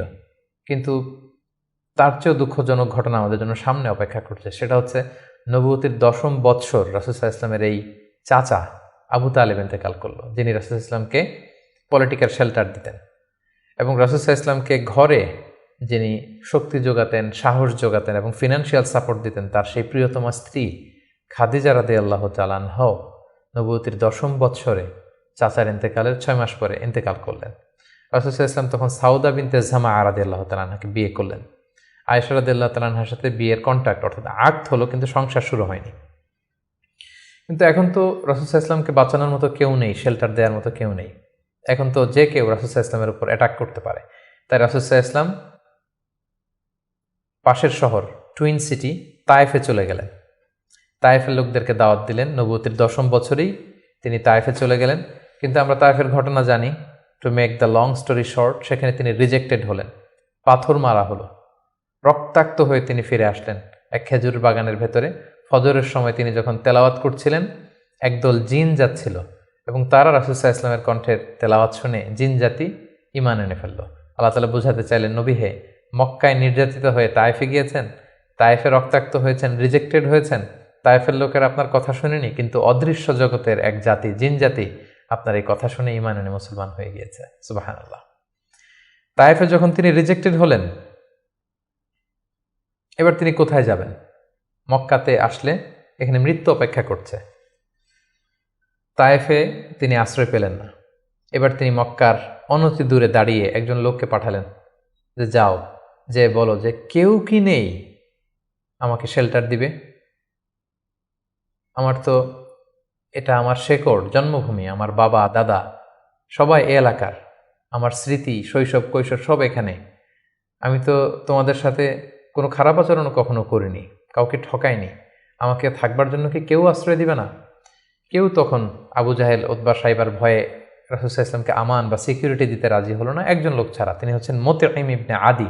যদিও সে মুশরিক, কিন্তু রাসূল সাল্লাল্লাহু আলাইহি ওয়াসাল্লামকে শেল্টার বা আমান দেওয়ার জন্য রাজি হলো। আল্লাহর মেহেরবানি, এই মুশরিক মুতঈম ইবনে আদির শেল্টারে রাসূল সাল্লাল্লাহু আলাইহি ওয়াসাল্লাম মক্কায় ঢুকলেন, তাওয়াফ করলেন, মক্কায় থাকতে আরম্ভ করলেন। কিন্তু মক্কার পরিবেশ পরিস্থিতি মোটেও রাসূল সাল্লাল্লাহু আলাইহি ওয়াসাল্লামের অনুকূলে নয়। রাসূল সাল্লাল্লাহু আলাইহি ওয়াসাল্লাম খুব কষ্টে দিনাতিপাত করতে লাগলেন। কিছুদিন আগে চাচা হারিয়েছেন, ঘরের স্ত্রী খাদিজা রাদিয়াল্লাহু তাআলা আনহাকে হারিয়েছেন, তায়েফে যে নির্যাতিত হয়েছেন, ডানে বায়ে সামনে পেছনে সাহস জোগানোর মতো কেউ নেই। রাসূল সাল্লাল্লাহু আলাইহি ওয়াসাল্লামের হৃদয়টা ভেঙে চুরমার খান খান। ঠিক সে মুহূর্তে নবুয়তির 11তম বৎসরে রাসূল সাল্লাল্লাহু আলাইহি ওয়াসাল্লামের হৃদয়টাকে আনন্দ দিয়ে ভরে দেবার জন্য স্পেশাল মিটিংয়ে রাসূল সাল্লাল্লাহু আলাইহি ওয়াসাল্লামকে ডেকে নিলেন আল্লাহ তাআলা তার আরশে। আল্লাহ তাআলা নাজিল করলেন, সুবহানাল্লাযী আসরা বিআবদিহি লাইলাম মিনাল মাসজিদিল হারাম ইলাল মাসজিদিল আকসা। তিনি মসজিদে হারাম থেকে এক রাত্রিবেলা রাসূল সাল্লাল্লাহু আলাইহি ওয়াসাল্লামকে জিবরাইল আলাইহিস সালামের মারফত তিনি মসজিদে আকসায় নিলেন। সেখান থেকে 7 আকাশ ভ্রমণ করিয়ে আল্লাহর আরশে নিয়ে গেলেন। সুবহানাল্লাহ। সেখানে সালাত ফরজ করা হলো। রাসূল সাল্লাল্লাহু আলাইহি ওয়াসাল্লামের সাথে একান্তে আল্লাহ তাআলা কথোপকথন করলেন। রাসূল সাল্লাল্লাহু আলাইহি ওয়াসাল্লামের মন ভালো করে দিলেন। মেরাজ থেকে তিনি ফিরে আসলেন, কিন্তু এখন যাবেন কোথায়? মক্কায় তো থাকার পরিবেশ নেই। তখন তিনি ওনার গ্লোবাল নেভিগেশন এটা বাড়ানোর জন্য ট্রাই করলেন যে ফরেন লোক আমি পাই কিনা, যে বিদেশে কোথাও যেয়ে থাকা যায় কিনা প্রবাসে। রাসূল সাল্লাল্লাহু আলাইহি ওয়াসাল্লাম তখন হজের মৌসুমটাকে বেছে নিলেন, কারণ হজে মক্কায় হাজার হাজার লোক চারদিক থেকে আসতো এবং হজের মৌসুমগুলোতে আবু জাহেল, উতবা, সাইবা, ওয়ালিদ ইবনে মুগীরা তারা মক্কায় প্রবেশের যে প্রধান ফটক বা গেটে সেখানে দাঁড়িয়ে হাজিদেরকে বলতো, খবরদার, মক্কার যেখানে মনে চায় যাও, মানাসিকুল হজ পালন করো, কিন্তু মক্কায় একজন পাগল আছে, তার নাম মুহাম্মদ, তার কাছে যেও না, সে এমন কথা বলবে তোমাকেও পাগল বানায় ফেলবে। আমরা জানি যে আল ইনসানু হারিসুন আলা মা মুনিআ, মানুষকে যেটা থেকে বারণ করা হয় মানুষের সেটার ব্যাপারে আগ্রহ থাকে বেশি। সবাই তখন মক্কায় যে খুঁজতে আরম্ভ করলো যে কে এই মুহাম্মদ। যারাই রাসূল সাল্লাল্লাহু আলাইহি ওয়াসাল্লামের কাছে আসতো, রাসূল সাল্লাল্লাহু আলাইহি ওয়াসাল্লাম তাদেরকে আল্লাহ নাজিল করা কোরআন তেলাওয়াত শোনায় দিতেন এবং রাসূল সাল্লাল্লাহু আলাইহি ওয়াসাল্লামের কণ্ঠে কোরআন তেলাওয়াত শুনে এরকম অনেক ভিনদেশি মুসলমান হয়ে গিয়েছিল। সুবহানাল্লাহ বিহামদি। কিন্তু রাসূল সাল্লাল্লাহু আলাইহি ওয়াসাল্লামের তো একটা সেটেলমেন্ট লাগবে। কোথায় যাবেন তিনি? তিনি মিনাতে এবং আকাবাতে খুঁজতে আরম্ভ করলেন। নবুয়তির 11তম বৎসরে খুঁজতে খুঁজতে হঠাৎ মিনার একটা টেন্টে, তাঁবুতে তিনি ঢুকলেন। 6 জন লোক সেখানে বসা। রাসূল সাল্লাল্লাহু আলাইহি ওয়াসাল্লাম জিজ্ঞেস করলেন, তোমরা কারা? তারা বলল, আমরা খাজরাজ গোষ্ঠীর মানুষ, ইয়াসরিব আমাদের বাড়ি। মদিনার পুরো নাম ছিল ইয়াসরিব। তাদের সংখ্যা ছিল মাত্র 6 জন। সুবহানাল্লাহ। আসলে পৃথিবীতে যত বড় কাজ হয়েছে, যত বিপ্লব হয়েছে, এগুলো কিন্তু হয়েছে সামান্য কয়েকজন লোক থেকে শুরু হয়েছে, পরে এটা বিপ্লবের রূপ নিয়েছে। এই যে দেখেন ইমানের বীজ আল্লাহ তাআলা কিভাবে এই 6 জন লোকের মাধ্যমে মদিনাতে পৌঁছাবে। রাসূল সাল্লাল্লাহু আলাইহি ওয়াসাল্লাম বললেন, তোমরা খাজরাজের 6 জন? কোন খাজরাজ, কোন ইয়াসরিব? ওই যে ইয়াসরিবের পাশে ইহুদিরা বাস করে? তারা বললেন হ্যাঁ। রাসূল সাল্লাল্লাহু আলাইহি ওয়াসাল্লাম বললেন, তোমাদের কি কিছু সময় হবে, আমি তোমাদের কিছু শোনাবো? তারা বললেন হ্যাঁ, শোনান। রাসূল সাল্লাল্লাহু আলাইহি ওয়াসাল্লাম কোরআনের আয়াত তেলাওয়াত করলেন। তারা যতই শুনতে লাগলো অভিভূত হতে লাগলো, মোহিত হতে লাগলো। রাসূল সাল্লাল্লাহু আলাইহি ওয়াসাল্লামের হাতে হাত রেখে শাহাদা পড়ে তারা মুমিন হয়ে গেল। এবং রাসূল সাল্লাল্লাহু আলাইহি ওয়াসাল্লাম বললেন, যাও তোমরা এই কোরআনের কথা, আমি যে নবী, আমি যে শেষ নবী, এই কথা তোমাদের লোকালয়ে, তোমাদের জনপদে যেয়ে তোমরা বলো। এবং তারা যে ইয়াসরিবে ফিরে যেয়ে আরও 6 জনকে নিয়ে পরের বছর আসলো, নবুতির 12তম বৎসর। রাসূল সাল্লাল্লাহু আলাইহি ওয়াসাল্লাম খুঁজে খুঁজে হাজীদের তাঁবু খুঁজে খুঁজে সেই 12 জনের তাঁবুতে গেলেন এবং তারা 12 জন রাসূল সাল্লাল্লাহু আলাইহি ওয়াসাল্লামের হাতে হাত রেখে একটা শপথ করেছিলেন। এটাকে বলা হয় বাইআতুল আকাবা আল উলা, আকাবার প্রথম শপথ। মিনার পাশেই যে পাহাড় বেষ্টিত এরিয়া, এটাকে আকাবা বলে। এই আকাবার প্রথম শপথে 12 জন তারা রাসূল সাল্লাল্লাহু আলাইহি ওয়াসাল্লামের হাতে হাত রেখে শপথ করলো যে, নবী আপনি যা বলেন আমরা তাই শুনবো, আপনি যে আদেশ দেন সেটাই আমরা মাথা পেতে নেব। রাসূল সাল্লাল্লাহু আলাইহি ওয়াসাল্লাম খুশি হলেন, তার হৃদয়ে আশার সঞ্চার হলো যে না, হয়তো ইয়াসরিবে আমি চলে যেতে পারবো। এবং এই 12 জনকে সাথে করে রাসূল সাল্লাল্লাহু আলাইহি ওয়াসাল্লাম মক্কার একজন নমুসলিম সাহাবীকে পাঠালেন, যার নাম হচ্ছে মুসআব। বললেন যে, মুসআব তুমি অন বিহাফ অফ মি, কোরআনের আয়াতগুলো, ইসলামের যে বিধানগুলো এসেছে এগুলো এই 12 জনের সাথে তুমি ইয়াসরিবে চলে যাও as a brand ambassador of Islam. ইসলামের প্রথম অ্যাম্বাসেডর হিসেবে তিনি মক্কা থেকে মদিনায় গিয়েছিলেন। এবং মুসআব ছিলেন খুব ড্যাশিং চেহারার একজন সাহাবী। তার আতরের ঘ্রাণ, যে দামি পারফিউম তিনি ইউজ করতেন, এটা শুকে এই ঘ্রাণ যারা পেয়েছে তারা বিমোহিত হয়েছে সবসময়। দেখেন একজন দায়ীর কোয়ালিটি কিন্তু এটা, তাকে খুব স্মার্ট হতে হবে। এবং রাসূল সাল্লাল্লাহু আলাইহি ওয়াসাল্লামের খুব চমৎকার সিলেকশন, তিনি মুসআব ইবনে উমাইরকে এই কাজের জন্য সিলেক্ট করেছেন। এই 12 জনকে নিয়ে মুসআব রাদিয়াল্লাহু তাআলা আনহু তিনি ইয়াসরিবে ফিরে গেলেন এবং তিনি অল্প কিছুদিনের ব্যবধানে কয়েকশো মানুষকে মুসলিম বানিয়ে ফেললেন। সুবহানাল্লাহ বিহামদিহি। ইসলামের বাণী তিনি প্রচার করে ফেললেন। এবং রাসূল সাল্লাল্লাহু আলাইহি ওয়াসাল্লাম তখন নও-মুসলিম যারা অবশিষ্ট ছিল তাদের সবাইকে ইয়াসরিবে চলে যেতে বললেন, যেহেতু মুসআব রাদিয়াল্লাহু তাআলা আনহু সেখানে যে একটা গ্রাউন্ড তৈরি করেছেন, সেখানে মুসলমান দল ভারী হতে শুরু করেছে। রাসূল সাল্লাল্লাহু আলাইহি ওয়াসাল্লাম নও-মুসলিম সাহাবীদেরকে ওখানে পাঠালেন এবং তার পরের বছর নবুয়তির 13তম বৎসরে আবার সেই মিনার হাজি ক্যাম্পে রাসূল সাল্লাল্লাহু আলাইহি ওয়াসাল্লাম অপেক্ষা করলেন যে দেখি মুসআব ইবনে উমাইর এবং সেই 12 জন তারা কি করে। তারা 13তম বৎসরে 75 জন নিয়ে 75% তারা নিয়ে রাসূল সাল্লাল্লাহু আলাইহি ওয়াসাল্লামের হাতে বায়াত গ্রহণ করেছিলেন। এবং সম্মানিত সুধী, এবারের বায়াতটা ছিল পলিটিক্যাল বাইয়া। নবুয়তির 12তম বৎসরে 12 জন সাহাবী, যারা 12 জন শপথ নিয়েছিল, সেটা ছিল বাইয়াতুল আকাবাল উলা। এবার 75 জন নিল পলিটিক্যাল বাইয়া, বাইয়াতুল আকাবা সানিয়া, যে শুধু আমার আনুগত্য না, আমার জীবন মানে তোমাদের জীবন, তোমাদের জীবন আমার জীবন, তোমরা তোমাদের জীবন বাঁচানোর জন্য যা করবে আমি নবীকে বাঁচানোর জন্য তাই করতে হবে। আদাম বিদ্দাম আল হাদাম আল হাদাম। তারা পলিটিক্যাল বাইয়া আনিল এবং রাসূল সাল্লাল্লাহু আলাইহি ওয়াসাল্লামকে বলল যে, ইয়া রাসূলুল্লাহ, আপনার জন্য আমাদের জীবন কুরবান। The land of Yathrib is completely ready for you, we just waiting for your arrival. আমরা আপনার আগমনের, শুভাগমনের অপেক্ষায়, আপনি আসুন, আমরা আপনাকে সাপোর্ট দিব, আমরা সেখানে ইসলামী সাম্রাজ্য গড়ে তুলব। রাসূল সাল্লাল্লাহু আলাইহি ওয়াসাল্লাম তিনি আশা পেলেন এবং আল্লাহ তাআলা ইঙ্গিত দিলেন যে মুহাম্মদ, তোমাকে সেই ইয়াসরিবে ফিরে যেতে হবে। রাসূল সাল্লাল্লাহু আলাইহি ওয়াসাল্লাম বললেন, তোমাদের মধ্য থেকে আমি 12 জনকে নাকিব বানাতে চাই, 12 জন লিডার, তোমরা যে ইসলাম প্রচার করবে। তারা গেল এবং ঠিক এই বাইআতুল আকাবা সানিয়ার 2.5 মাস পরে রাসূলুল্লাহ সাল্লাল্লাহু আলাইহি ওয়াসাল্লাম হিজরত করলেন। হিজরতের ব্যাপারে আমার বিভিন্ন আলোচনাতে আমরা সেখানে ফুটিয়ে তুলেছি।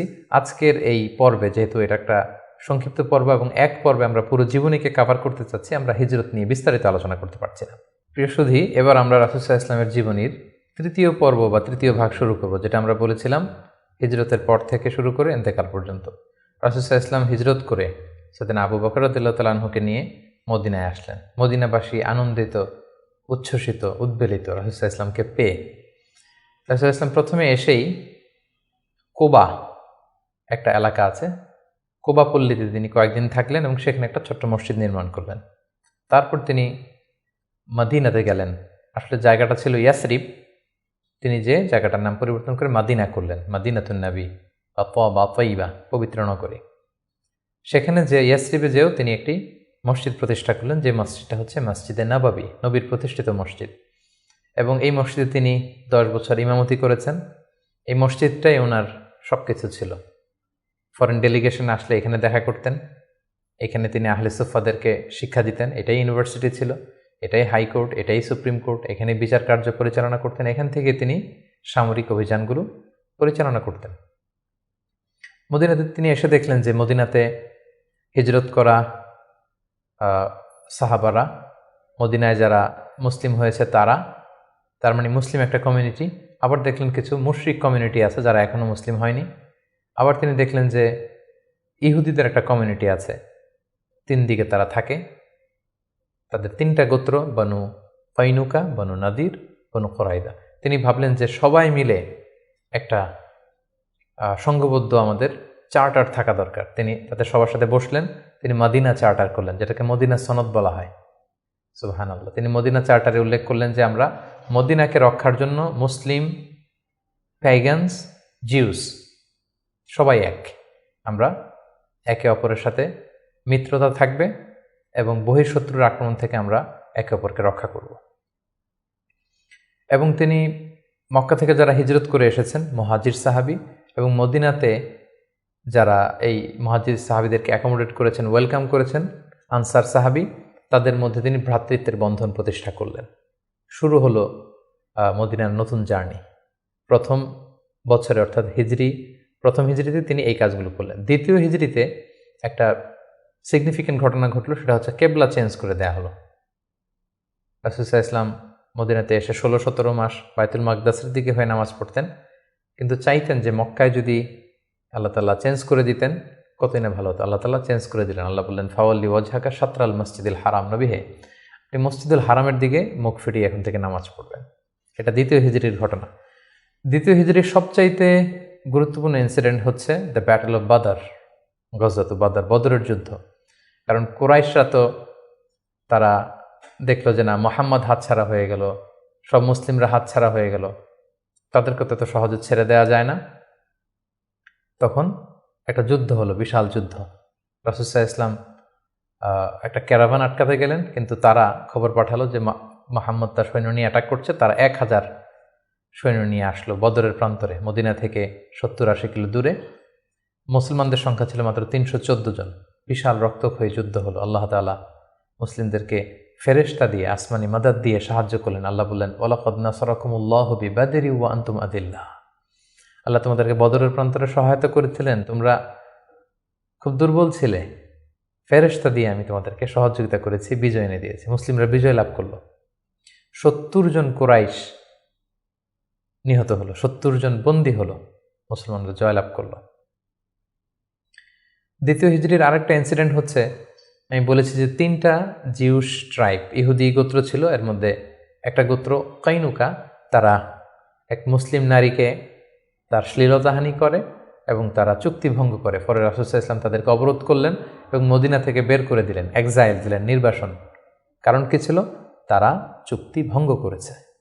রাসূল সাল্লাল্লাহু আলাইহি ওয়াসাল্লাম কখনো আগ বাড়িয়ে কারোর সাথে বিরোধিতায় জড়াননি, শান্তি নষ্ট করেননি।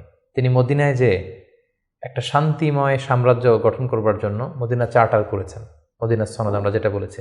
কিন্তু সর্বপ্রথম এটা ভঙ্গ করলো কারা? বনু কাইনুকা নামে যে ইহুদি গোত্র আছে তারা। ফলে রাসূল সাল্লাল্লাহু আলাইহি ওয়াসাল্লাম তাদেরকে নির্বাসন দিলেন।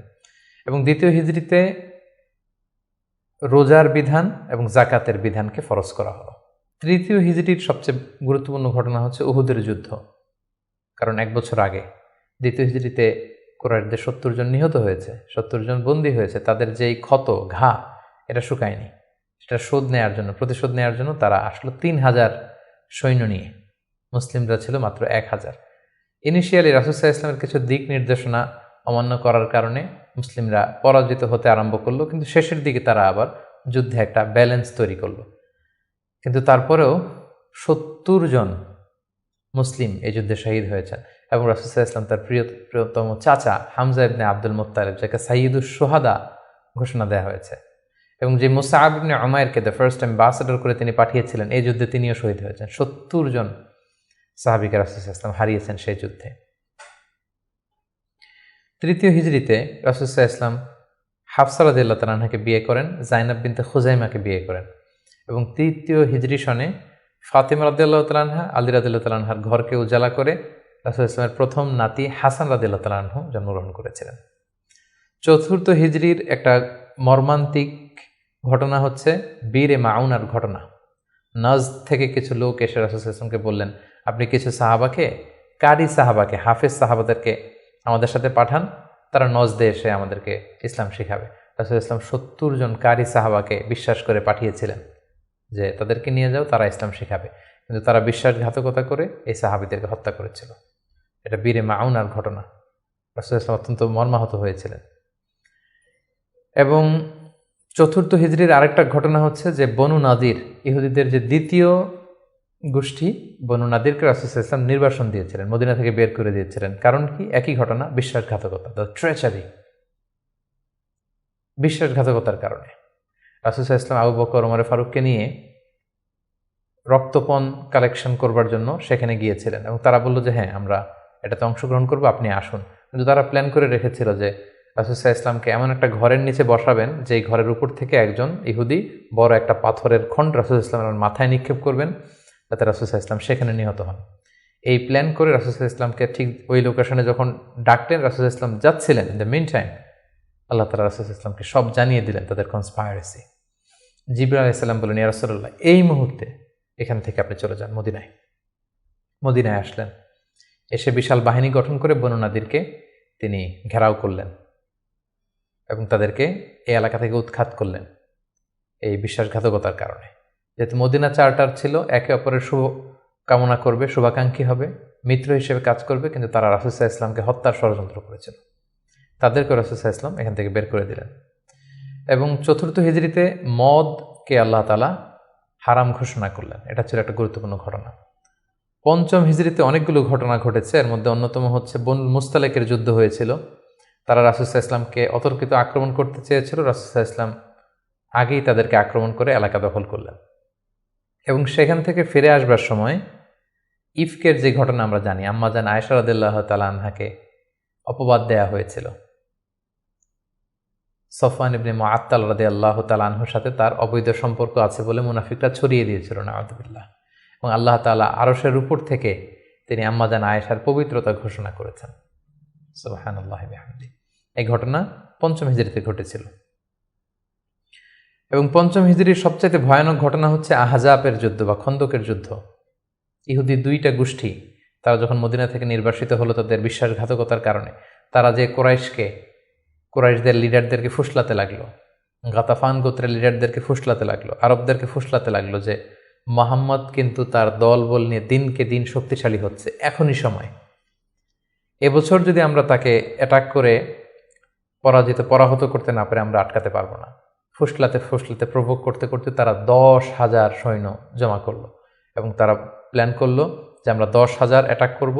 আর ইহুদিদের একটা গোত্র ছিল বনু কুরাইজা, তারা এখনো পর্যন্ত কোনো চুক্তি ভঙ্গ করেনি, ফলে আপ আনটিল দ্যাট টাইম তাদের সাথে রাসূল সাল্লাল্লাহু আলাইহি ওয়াসাল্লামের সুসম্পর্ক ছিল এক ধরনের। তারা প্ল্যান করলো কোনোভাবে আমরা ভেতর থেকে বিশ্বাসঘাতকতার জন্য বনু কুরাইজাকে আমরা বলবো। তারা সেটাই করলো, 10,000 সৈন্য মদিনাতে অ্যাটাক করলো। এখন রাসূল সাল্লাল্লাহু আলাইহি ওয়াসাল্লাম কী করবেন?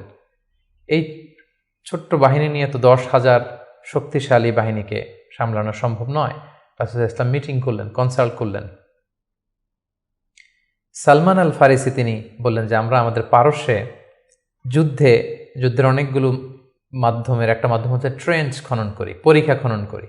বিশাল মদিনার চারদিকে বিশাল গর্ত করে আমরা এমন পরিখা খনন করব, ফলে তারা মদিনাতে আসতেই পারবে না। আসতে হলে আগে মই দিয়ে নিচে নামতে হবে, তারপরে আবার মই দিয়ে উপরে উঠতে হবে। এই মুহূর্তে আমরা তীর মেরে তাদেরকে নাস্তানাবুদ করতে পারবো। রাসূল ইসলাম রাজি হলেন। কয়েক কিলোমিটার ব্যাপী মদিনার দুই দিকে এক পাশ থেকে আরেক পাশে বিশাল পরীক্ষা খনন করলেন সব সাহাবা। রাসূল ইসলাম নিজেও এই পরীক্ষা খননের কাজে অংশগ্রহণ করলেন। 10,000 সৈন্যবাহিনী আসলো। তারা ভেতর থেকে বনু কুরাইজাকে বিশ্বাসঘাতকতার জন্য উদ্বুদ্ধ করলো, তারা রাজি হচ্ছিল না, অবশেষে রাজি হলো। রাসূল ইসলাম আল্লাহ সাহায্য চাইলেন যে আল্লাহ, ভেতর থেকে যদি বনু কুরাইজা বিশ্বাসঘাতকতা করে অ্যাটাক করে, বাইরে থেকে ওরা যদি আসে, আমরা তো শেষ হয়ে যাব। আল্লাহ তাআলা এমন তুফান দিলেন, এমন বাতাস দিলেন, এমন ঠান্ডা আবহাওয়া দিলেন, 10,000 সৈন্য, অস্ত্র শস্ত্রে সজ্জিত সৈন্য নাস্তানাবুদ হয়ে লণ্ডভণ্ড হয়ে কে কোথায় গেল, কাদের তাঁবু ভেঙে কে কোন দিকে ছুটলো, তারা নিজেরাও টের পেল না। এভাবে আল্লাহ তাআলা এই কনফেডারেটস, এই বিশাল বাহিনীর হাত থেকে রাসূল সাল্লাল্লাহু আলাইহি ওয়াসাল্লামকে, মদিনাবাসীকে রক্ষা করলেন। রাসূল সাল্লাল্লাহু আলাইহি ওয়াসাল্লাম এবার তলোয়ার নামিয়ে ফেলতে চাইলেন। জিবরাইল আলাইহিস সালাম বললেন, ইয়া রাসূলুল্লাহ, আপনি যুদ্ধ শেষ করেছেন, আমরা তো করিনি। বনু কুরাইজার কথা কি ভুলে গেছেন?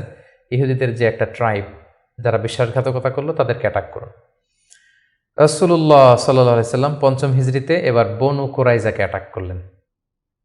পরে তারা বাধ্য হলো তাদের মিত্র সাদ বিন মুআজ রাদিয়াল্লাহু তাআলা আনহু যেটা বলবে এটাই ফয়সালা হবে। দীর্ঘদিন তারা রাসূল সাল্লাল্লাহু আলাইহি ওয়াসাল্লাম তাদেরকে চারদিক থেকে ঘেরাও করে রাখলো। পরে সাদ বিন মুআজ বললেন যে এটা বড় বিশ্বাসঘাতকতা, তাদের এই বিশ্বাসঘাতকতা যদি সফল হতো আমরা সবাই মারা যেতাম। সো আমার রায় হচ্ছে তাদের এই বিশ্বাসঘাতকতার শাস্তি হতে হবে অনেক বড়।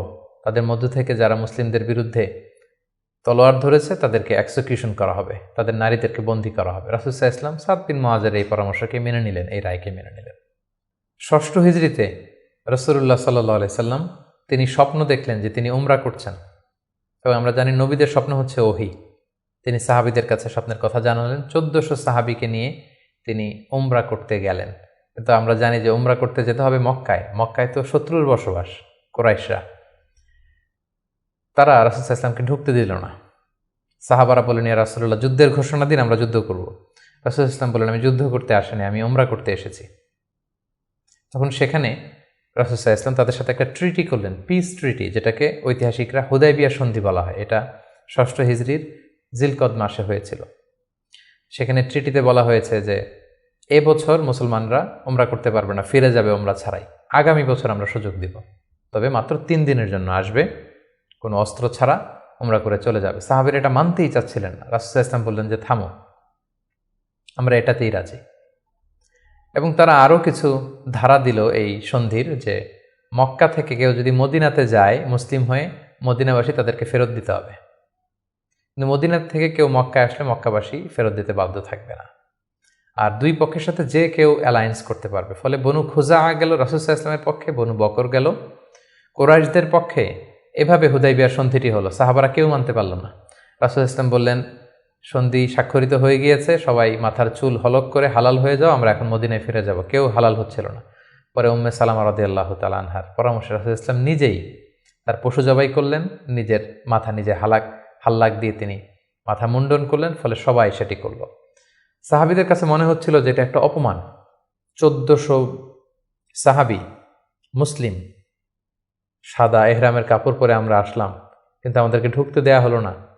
রাসূল সাল্লাল্লাহু আলাইহি ওয়াসাল্লাম বললেন, না, এই সন্ধি আল্লাহ তাআলা বলেছেন যে ইন্না ফাতাহনা আলাকা ফাতহাম মুবিনা, নবী হে, তোমাদেরকে আমি বিজয় দিব। এবং চূড়ান্ত বিজয়ের জন্য এই সন্ধিটা গুরুত্বপূর্ণ ছিল। কারণ এখন দাওয়াতি কাজ চারদিকে ছড়িয়ে দেওয়ার জন্য কিছুদিন যুদ্ধ বিগ্রহ বন্ধের দরকার আছে। আল্লাহ তাআলা এই সন্ধির মাধ্যমে কেমন যেন মুসলমানদেরকে সেই ফেভারটিই দিলেন, সেই সুযোগটি করে দিলেন। সুবহানাল্লাহ। ৭ম হিজরির গুরুত্বপূর্ণ একটি ঘটনা হচ্ছে খায়বার যুদ্ধ। রাসূল সাল্লাল্লাহু আলাইহি ওয়াসাল্লাম খায়বার বিজয় করলেন। মদিনা থেকে বেশ দূরে ইহুদিদের সেখানে বিশাল পল্লী, বিশাল বসতি, এবং যাদেরকে তিনি নির্বাসন দিয়েছিলেন তারা যে সেখানে বসবাস করছিল। রাসূল সাল্লাল্লাহু আলাইহি ওয়াসাল্লাম খায়বার বিজয় করলেন এবং খায়বার বিজিত হয়েছিল সাইয়েদনা আলী রাদিয়াল্লাহু তাআলা আনহুর হাতে। খায়বার যখন বিজয় হলো, খায়বারের বিশাল ল্যান্ড, খেজুর বাগান, রাসূল সাল্লাল্লাহু আলাইহি ওয়াসাল্লাম এগুলো পেলেন এবং চুক্তিতে আসলেন যে খায়বারের ইহুদিরা তারা সারা বছর জুড়ে যতটুকু খেজুর তারা উৎপাদন করবে এবং ফলমূল চাষ করবে তার অর্ধেক মদিনাতে দেয়া হবে। এবং খায়বার বিজয়ের পর থেকেই কিন্তু বেসিকলি মদিনাতে সাহাবাদের একটু অর্থনৈতিক সচ্ছলতা ফিরে আসলো। এবং ইন দ্য মিন টাইম সেই নবুয়তির ৫ম বছরে যখন অত্যাচার হচ্ছিল, জাফর ইবনে আবি তালেব যখন তার সাথে করে রাসূল সাল্লাল্লাহু আলাইহি ওয়াসাল্লাম অনেককে নমুসলিমকে আবিসিনিয়ায় পাঠিয়েছিলেন, খায়বার বিজয়ের পরে রাসূল সাল্লাল্লাহু আলাইহি ওয়াসাল্লাম তাদেরকে নিয়ে আসলেন, তারা সবাই চলে আসলো। এবং এই ৭ম হিজরিতে রাসূল সাল্লাল্লাহু আলাইহি ওয়াসাল্লাম আশেপাশের বড় বড় যে রাজা আছে, কিং আছে, সুপার পাওয়ার আছে, তাদের কাছে তিনি চিঠি লিখে পাঠালেন যে মিন মুহাম্মদ ইলা হিরাকাল আদিমের রোম। এইভাবে সবার কাছে তিনি চিঠি লিখে পাঠালেন যে আসলিম তাসলাম সালামুন আলা মানিত্তাবা আলো হুদা, শান্তি তাদের প্রতি যারা হেদায়েতকে মানে। ফলে ইন্টারন্যাশনাল ইসলামকে পৌঁছানোর একটা সুযোগ কিন্তু ঠিক তখন রাসূল সাল্লাল্লাহু আলাইহি ওয়াসাল্লামের হলো। এবং সপ্তম হিজরিতে রাসূল সাল্লাল্লাহু আলাইহি ওয়াসাল্লাম সাহাবাদেরকে নিয়ে উমরা করে আসলেন। এটাকে বলা হয় উমরাতুল কাদা, কারণ আমরা জানি যে ষষ্ঠ হিজরিতে তিনি উমরা করতে পারেননি এবং সেই হুদাইবিয়া সন্ধির একটা ধারা ছিল এবছর ফিরে যেতে হবে, পরের বছর এসে উমরা করবে। রাসূলুল্লাহ সাল্লাল্লাহু আলাইহি ওয়াসাল্লাম পরের বছর যে উমরা করে আসলেন এবং ঠিক সেই বছরই রাসূল সাল্লাল্লাহু আলাইহি ওয়াসাল্লাম মাইমুনা বিনতে হারিস রাদিয়াল্লাহু তাআলা আনহাকে বিয়ে করেছিলেন। অষ্টম হিজরিতে যে সমস্ত ঘটনা ঘটেছে তার মধ্যে থেকে অন্যতম হচ্ছে মুতার যুদ্ধ, রোমকদের বিরুদ্ধে অনেক দূরের যুদ্ধ। 3 জন সেনাপতি রাসূল সাল্লাল্লাহু আলাইহি ওয়াসাল্লাম এখানে ফিক্স করে দিয়েছিলেন, যায়েদ বিন হারিসা, জাফর ইবনে আবি তালেব, আব্দুল্লাহ ইবনে রাওয়াহা। কোনো অভিযানে তিনি 3 জন সেনাপতি দেন না, এই যুদ্ধে 3 জনকে তিনি সেনাপতি করলেন। তারা 3 জনই বুঝতে পেরেছেন যে তারা প্রত্যেকে শহীদ হবেন এবং সেটাই ঘটেছিল। রাসূল ইসলাম তাদের জন্য দোয়া করেছিলেন। সবশেষে খালিদ বিন ওয়ালিদ রাদিয়াল্লাহু তাআলা আনহুর নেতৃত্বে মুতার যুদ্ধ বিজয় হয়। অষ্টম হিজরির সবচাইতে সিগনিফিক্যান্ট ইভেন্ট হচ্ছে ফাতহু মক্কা, মক্কা বিজয়, যেটার কারণ হচ্ছে হুদাইবিয়া সন্ধিতে একটা অ্যালায়েন্স হয়েছিল। বনু খুজা ছিল মুসলিমদের পক্ষে, বনু বকর ছিল কুরাইশদের পক্ষে, এবং কথা ছিল কেউ কাউকে অ্যাটাক করবে না। কিন্তু বনু বকরের কিছু লোক কুরাইশদের সহযোগিতায় অস্ত্র নিয়ে তারা একদিন রাতে বনু খুজাকে অ্যাটাক করে তাদের 20 জনকে নিহত করে। রাসূল সাল্লাল্লাহু আলাইহি ওয়াসাল্লাম এই সন্ধিকে আর অটুট রাখলেন না, এই অপরাধকে বরদাস্ত করলেন না। রাসূল সাল্লাল্লাহু আলাইহি ওয়াসাল্লাম যাতে মাফ করে দেয় এটার জন্য আবু সুফিয়ানকে পাঠানো হয়েছিল, রাসূল সাল্লাল্লাহু আলাইহি ওয়াসাল্লাম মানলেন না। বিশাল এক বাহিনী নিয়ে 10,000 সাহাবীকে নিয়ে তিনি মক্কা অভিমুখে রওনা হলেন এবং তিনি মক্কা বিজয় করলেন। এটাকে ঐতিহাসিকভাবে ফাতহু মক্কা বলা হয়। রাসূল সাল্লাল্লাহু আলাইহি ওয়াসাল্লাম ফিরে আসলেন নিজের জন্মভূমিতে বিজয়ের বেশে। তিনি যে কাবার ভেতরে যত মূর্তি আছে এগুলোকে ভেঙে ফেললেন। বেলাল রাদিয়াল্লাহু আনহুকে বললেন, যাও কাবার উপরে উঠে আজান দাও। আজান দেয়া হলো। রাসূল সাল্লাল্লাহু আলাইহি ওয়াসাল্লাম নামাজ পড়লেন, কাবার ভেতরেও নামাজ পড়লেন। সবচেয়ে বড় 2-1 অপরাধীকে তিনি শাস্তি দিয়েছিলেন, বাকি সবাইকে তিনি মাফ করেছিলেন। সবাই ভয়ে কাঁপছিল। রাসূল সাল্লাল্লাহু আলাইহি ওয়াসাল্লাম বললেন যে লা তাসরিবা আলাইকুমুল ইয়াউম, আজকে তোমাদের প্রতি কোনো আক্রোশ নেই, তোমরা আমাদের ভাই, আমার আত্মীয়, আমরা একই এলাকার লোক। রাসূল সাল্লাল্লাহু আলাইহি ওয়াসাল্লাম ক্ষমা করে দিলেন এবং রাসূল সাল্লাল্লাহু আলাইহি ওয়াসাল্লামের ক্ষমার এই নমুনা দেখে সবাই মুসলিম হয়ে গেল। রাসূল সাল্লাল্লাহু আলাইহি ওয়াসাল্লামের হাতে হাত রেখে শাহাদা পাঠ করল।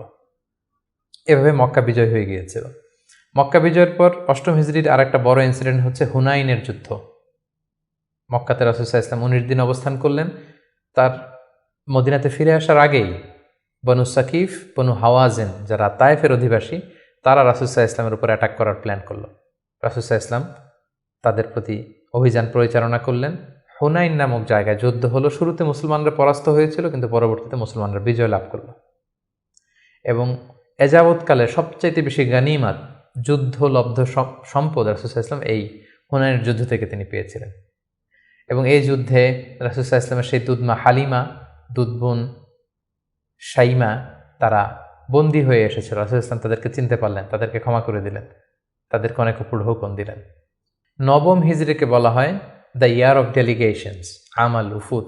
ইসলাম যেহেতু এখন একটা স্থিতিশীল শক্তিশালী অবস্থায় আছে, মুসলিম সাম্রাজ্য পৃথিবীর বিভিন্ন দেশ থেকে রাসূল সাল্লাল্লাহু আলাইহি ওয়াসাল্লামের সাথে অ্যালায়েন্স করার জন্য, জোট করার জন্য, তারা নিজেদের সমর্থন দেওয়ার জন্য অথবা শাহাদা পাঠ করে মুসলিম হওয়ার জন্য রাসূল সাল্লাল্লাহু আলাইহি ওয়াসাল্লামের কাছে এই বছর এসে নবম হিজরিতে এসে দেখা করতে লাগলো। এবং নবম হিজরিতে একটা বড় যুদ্ধ হয়েছিল যেটাকে তাবুকের যুদ্ধ বলা হয়। নবম হিজরির রজব মাসে রাসূল সাল্লাল্লাহু আলাইহি ওয়াসাল্লাম রোমানদের বিরুদ্ধে যুদ্ধ করার জন্য তিনি অভিযান পরিচালনা করেছিলেন এবং এই সময়টা ছিল প্রচণ্ড গরমের সময় এবং খেজুর পাকার মুহূর্ত। ফসল পেকেছে, ফসল কেটে ঘরে উঠাতে হবে, প্রচণ্ড গরম, সফরের দূরত্ব অনেক বেশি। মুনাফিকরা নানা তাল বাহানায় রাসূল সাল্লাল্লাহু আলাইহি ওয়াসাল্লামের কাছে ওজর আপত্তি করল, রাসূল সাল্লাল্লাহু আলাইহি ওয়াসাল্লাম মেনে নিলেন আর মুসলিমদেরকে নিয়ে রাসূল সাল্লাল্লাহু আলাইহি ওয়াসাল্লাম তাবুকে গেলেন। তাবুকে যে রাসূল সাল্লাল্লাহু আলাইহি ওয়াসাল্লাম সেখানে 20 দিন অবস্থান করলেন। আসলে সেখানে কোনো যুদ্ধ হয়নি, মুমিনদের ইমানি পরীক্ষার জন্য আল্লাহ তাআলা সর্বশেষ পরীক্ষাটা করলেন। মুসলিমদের এই বিশাল বাহিনী দেখে রোমান সাম্রাজ্যের সৈনিকেরা তারা যুদ্ধ করতে অস্বীকৃতি জানালো। যুদ্ধ ছাড়াই বিজয়ের বেশে রাসূল সাল্লাল্লাহু আলাইহি ওয়াসাল্লাম তাবুক থেকে ফিরে আসলেন। ফিরে আসার পথে রাসূল সাল্লাল্লাহু আলাইহি ওয়াসাল্লামকে জানানো হলো যে মুনাফিকরা একটা বিশেষ মসজিদ বানিয়েছে, সেখানে আপনাকে নিতে চায়। আপনি যে একবার নামাজ পড়াবেন, তারপরে সেখানে তারা ষড়যন্ত্র করবে। তাই তাদের ষড়যন্ত্রের মূলোৎপাটনের জন্য আপনি মদিনাতে ফেরার আগেই এই মসজিদকে জ্বালিয়ে দিবেন। আল্লাহ তাআলার অর্ডার। এই মসজিদের নাম হচ্ছে মসজিদে দিরার। মুমিনদের মধ্যে ডিভাইডেশন, ক্ষতি এবং সমাজের মধ্যে ক্যাওস সৃষ্টি করার জন্য, মুসলিমদের মধ্যে ঐক্যের মধ্যে ভাঙন তৈরি করবার জন্য তারা এই মসজিদ তৈরি করেছে। রাসূল সাল্লাল্লাহু আলাইহি ওয়াসাল্লাম পাঠালেন সাহাবীদেরকে, এই মসজিদকে জ্বালিয়ে দেয়া হলো। এবং এই নবম হিজরিতেই তায়েফের বনু সাকিব গোত্র এসে ইসলাম ধর্ম গ্রহণ করলো এবং রাসূলুল্লাহ সাল্লাল্লাহু আলাইহি ওয়াসাল্লাম নবম হিজরিতে আবু বকর রাদিয়াল্লাহু তাআলা আনহুকে হজের আমির বানিয়ে হজে পাঠালেন। বললেন যে, আবু বকর যাও, তুমি যে এবার হজের লিডিং তুমি দিবে, আর বলে আসবে যে আগামী বছর 10ম হিজরিতে আমি নবী হজে যাব। এবং বলে দিয়ে আসবে যে আগামী বছর থেকে কোনো মুশরিক আর হজ করতে পারবে না। রাসূল সাল্লাল্লাহু আলাইহি ওয়াসাল্লামের নির্দেশনা পেয়ে নবম হিজরিতে আবু বকর রাদিয়াল্লাহু তাআলা আনহু তিনি হজ পরিচালনার জন্য গেলেন এবং যাওয়ার পথে পথিমধ্যে সকল আরব গোত্রগুলোকে তিনি জানিয়ে দিলেন যে আগামী বছর কিন্তু নবী হজে আসবে, ফলে কোনো মুশরিক আর আগামী বছর থেকে হজের সুযোগ পাবে না। এবং এই নবম হিজরিতে রাসূল সাল্লাল্লাহু আলাইহি ওয়াসাল্লাম জাজিরাতুল আরবের বিভিন্ন এলাকায় ইসলামের দাওয়াত পৌঁছানোর জন্য বিভিন্ন সাহাবাদেরকে দায়িত্ব দিয়ে দাঈ ইলাল্লাহ হিসেবে পাঠিয়েছেন। এবং ঠিক তখনই আল্লাহ তাআলা আয়াত নাজিল করলেন, ওয়ারাআইতান নাসা ইয়াদখুলুনা ফি দীনিল্লাহি আফওয়াজা। অর্থাৎ হে নবী, আপনি দেখবেন দলে দলে জাজিরাতুল আরবে লোকজন ইসলামের ছায়াতলে চলে আসছে। এবং সেটাই হলো, দলে দলে লোকজন ইসলাম ধর্ম গ্রহণ করতে লাগলো। 10ম হিজরিতে রাসূল সাল্লাল্লাহু আলাইহি ওয়াসাল্লাম মুআয ইবনে জাবালকে আলী রাদিয়াল্লাহু তাআলা আনহুকে ইয়ামানে পাঠালেন, খালিদ বিন ওয়ালিদকে নাজরানে পাঠালেন এবং 10ম হিজরিতে রাসূল সাল্লাল্লাহু আলাইহি ওয়াসাল্লাম হজে বের হলেন। প্রায় লক্ষাধিক সাহাবাকে নিয়ে তিনি হজের জন্য গেলেন। সহিহ মুসলিমের বর্ণনা, জাবের রাদিয়াল্লাহু তাআলা আনহু বলেন, মদিনা থেকে জুলহুলাইফা থেকে ইহরাম বেঁধে রাসূল সাল্লাল্লাহু আলাইহি ওয়াসাল্লাম যখন বেরোলেন, আমি তাকিয়ে দেখি ডানে হাজার হাজার সাহাবী, বায়ে হাজার হাজার সাহাবী, সামনে পেছনে হাজার হাজার মানুষ। যেখান দিয়ে যাচ্ছে লোকজন রাসূল সাল্লাল্লাহু আলাইহি ওয়াসাল্লামের কাফেলার সাথে হজের জন্য যুক্ত হচ্ছে। রাসূল সাল্লাল্লাহু আলাইহি ওয়াসাল্লামের এই হজটাকে বিদায় হজ বলা হয়। এবং এই বিদায় হজে তিনি একটা ঐতিহাসিক ভাষণ দিয়েছিলেন, যেটাকে বিদায় হজের ভাষণ বলা হয়। দিনটা ছিল জুমাবার। রাসূল সাল্লাল্লাহু আলাইহি ওয়াসাল্লাম তিনি আরাফার ময়দানে জিলহজ মাসের 9 তারিখে ঐতিহাসিক ভাষণ দিয়েছিলেন। এই বিদায় হজের ভাষণ, যেখানে তিনি জাহিলিয়াতকে কবর দিয়েছিলেন। জাহিলিয়াতের সবকিছু তিনি সেদিন ড্যামলিশ করেছিলেন। সুদকে তিনি পায়ের নিচে স্থান দিয়েছিলেন এবং সেখানে তিনি মানবতার কথা বলেছেন, উইমেন রাইটসের কথা বলেছেন, নারী অধিকারের কথা, শ্রমিকদেরকে নিয়ে তিনি সেদিন কথা বলেছেন। সেখানে ভ্রাতৃত্বের কথা তিনি বলেছেন, সেখানে শিরকের বিরুদ্ধে তিনি আওয়াজ তুলেছেন। সেই ঐতিহাসিক বিদায় হজের ভাষণে তিনি মানুষদেরকে কল্যাণের পথে আহ্বান করেছেন এবং তিনি বলেছেন আমিরের আনুগত্যের কথা। এভাবে তিনি সেই ঐতিহাসিক ভাষণটি দিয়েছিলেন এবং সবশেষে তিনি বলেছিলেন যে, তোমাদের মাঝে আমি 2টি জিনিস রেখে গেলাম।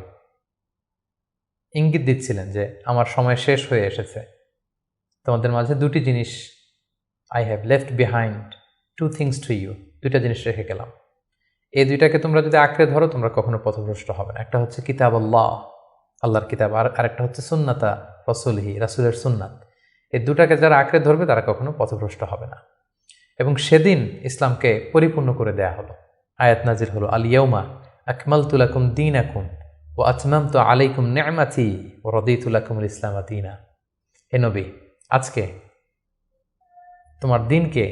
তোমাদের জন্য দিনকে আমি পরিপূর্ণ করলাম, তোমার প্রতি আমার নেয়ামতের বাড়িধারাকে পরিপূর্ণ করলাম এবং ইসলামকে তোমাদের জন্য দিন হিসেবে দিয়ে আমি আল্লাহ সন্তুষ্ট হলাম। এটাই ছিল রাসূল সাল্লাল্লাহু আলাইহি ওয়াসাল্লামের সেই ঐতিহাসিক বিদায় হজের ভাষণ এবং সেটি ঘটেছিল 10ম হিজরিতে। হজ শেষ করে রাসূল সাল্লাল্লাহু আলাইহি ওয়াসাল্লাম মদিনাতে এসে তিনি রোমানদের বিরুদ্ধে যুদ্ধের জন্য রাসূল সাল্লাল্লাহু আলাইহি ওয়াসাল্লামের একজন প্রিয় সাহাবী উসামা বিন যায়েদ রাদিয়াল্লাহু তাআলা আনহুকে নেতা করে পাঠিয়েছিলেন। কিন্তু তিনি যেতে পারেননি। মদিনা থেকে বের হওয়ার কিছুদিন পরই তিনি শুনতে পেলেন যে রাসূল সাল্লাল্লাহু আলাইহি ওয়াসাল্লাম অসুস্থ। 11 হিজরির কথা। রাসূল সাল্লাল্লাহু আলাইহি ওয়াসাল্লাম অত্যন্ত অসুস্থ হয়ে পড়লেন এবং সেই অসুস্থতা থেকে তিনি আর সুস্থ হয়ে উঠলেন না এবং সেই অসুস্থতার কারণে রাসূল সাল্লাল্লাহু আলাইহি ওয়াসাল্লাম ইন্তেকাল করলেন। হিজরি 11 সনে রবিউল আউয়াল মাসের 12 তারিখ সোমবার রাসূলুল্লাহ সাল্লাল্লাহু আলাইহি ওয়াসাল্লাম এই পৃথিবী থেকে বিদায় নিলেন এবং তিনি আম্মা জান আয়েশা রাদিয়াল্লাহু তাআলা আনহার কোলের মধ্যে মাথা রেখে আম্মাজান আয়েশা রাদিয়াল্লাহু তাআলা আনহার ঘরের ভেতরে তিনি ইন্তেকাল করেছিলেন। ইন্তেকালের আগে তিনি বারবার বেহুশ হয়ে যাচ্ছিলেন এবং পানি আনতে বলছিলেন। পানির মধ্যে হাত ঢুকিয়ে তিনি চেহারার মধ্যে পানি লাগাচ্ছিলেন আর বলছিলেন, ইন্না লিল মাউতি লা সাকারাত, হায়রে মৃত্যুর এতই যন্ত্রণা, মৃত্যুর এত কষ্ট।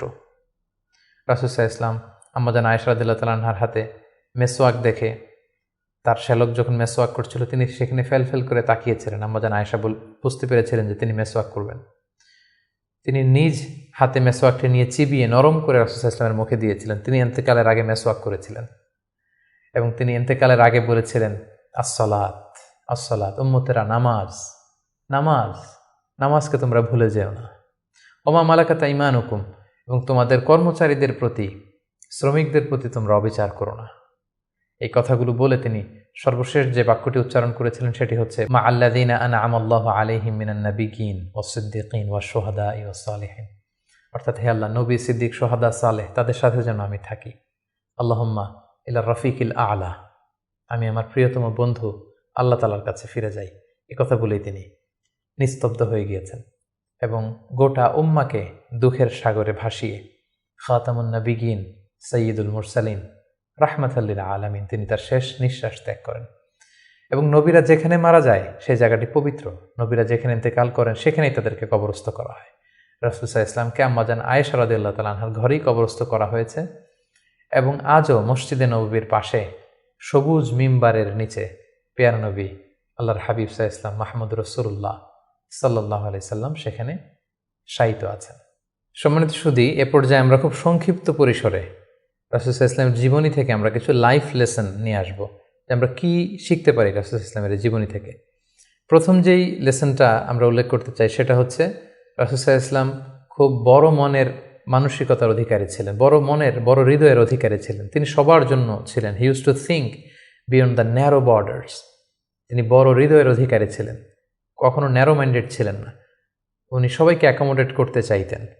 এজন্য আল্লাহ তাআলা বলেছেন যে, ওমা আরসালনাকা ইল্লা রাহমাতাল লিল আলামিন, হে নবী, আপনাকে আমি গোটা বিশ্ববাসীর জন্য রহমত করে প্রেরণ করেছি।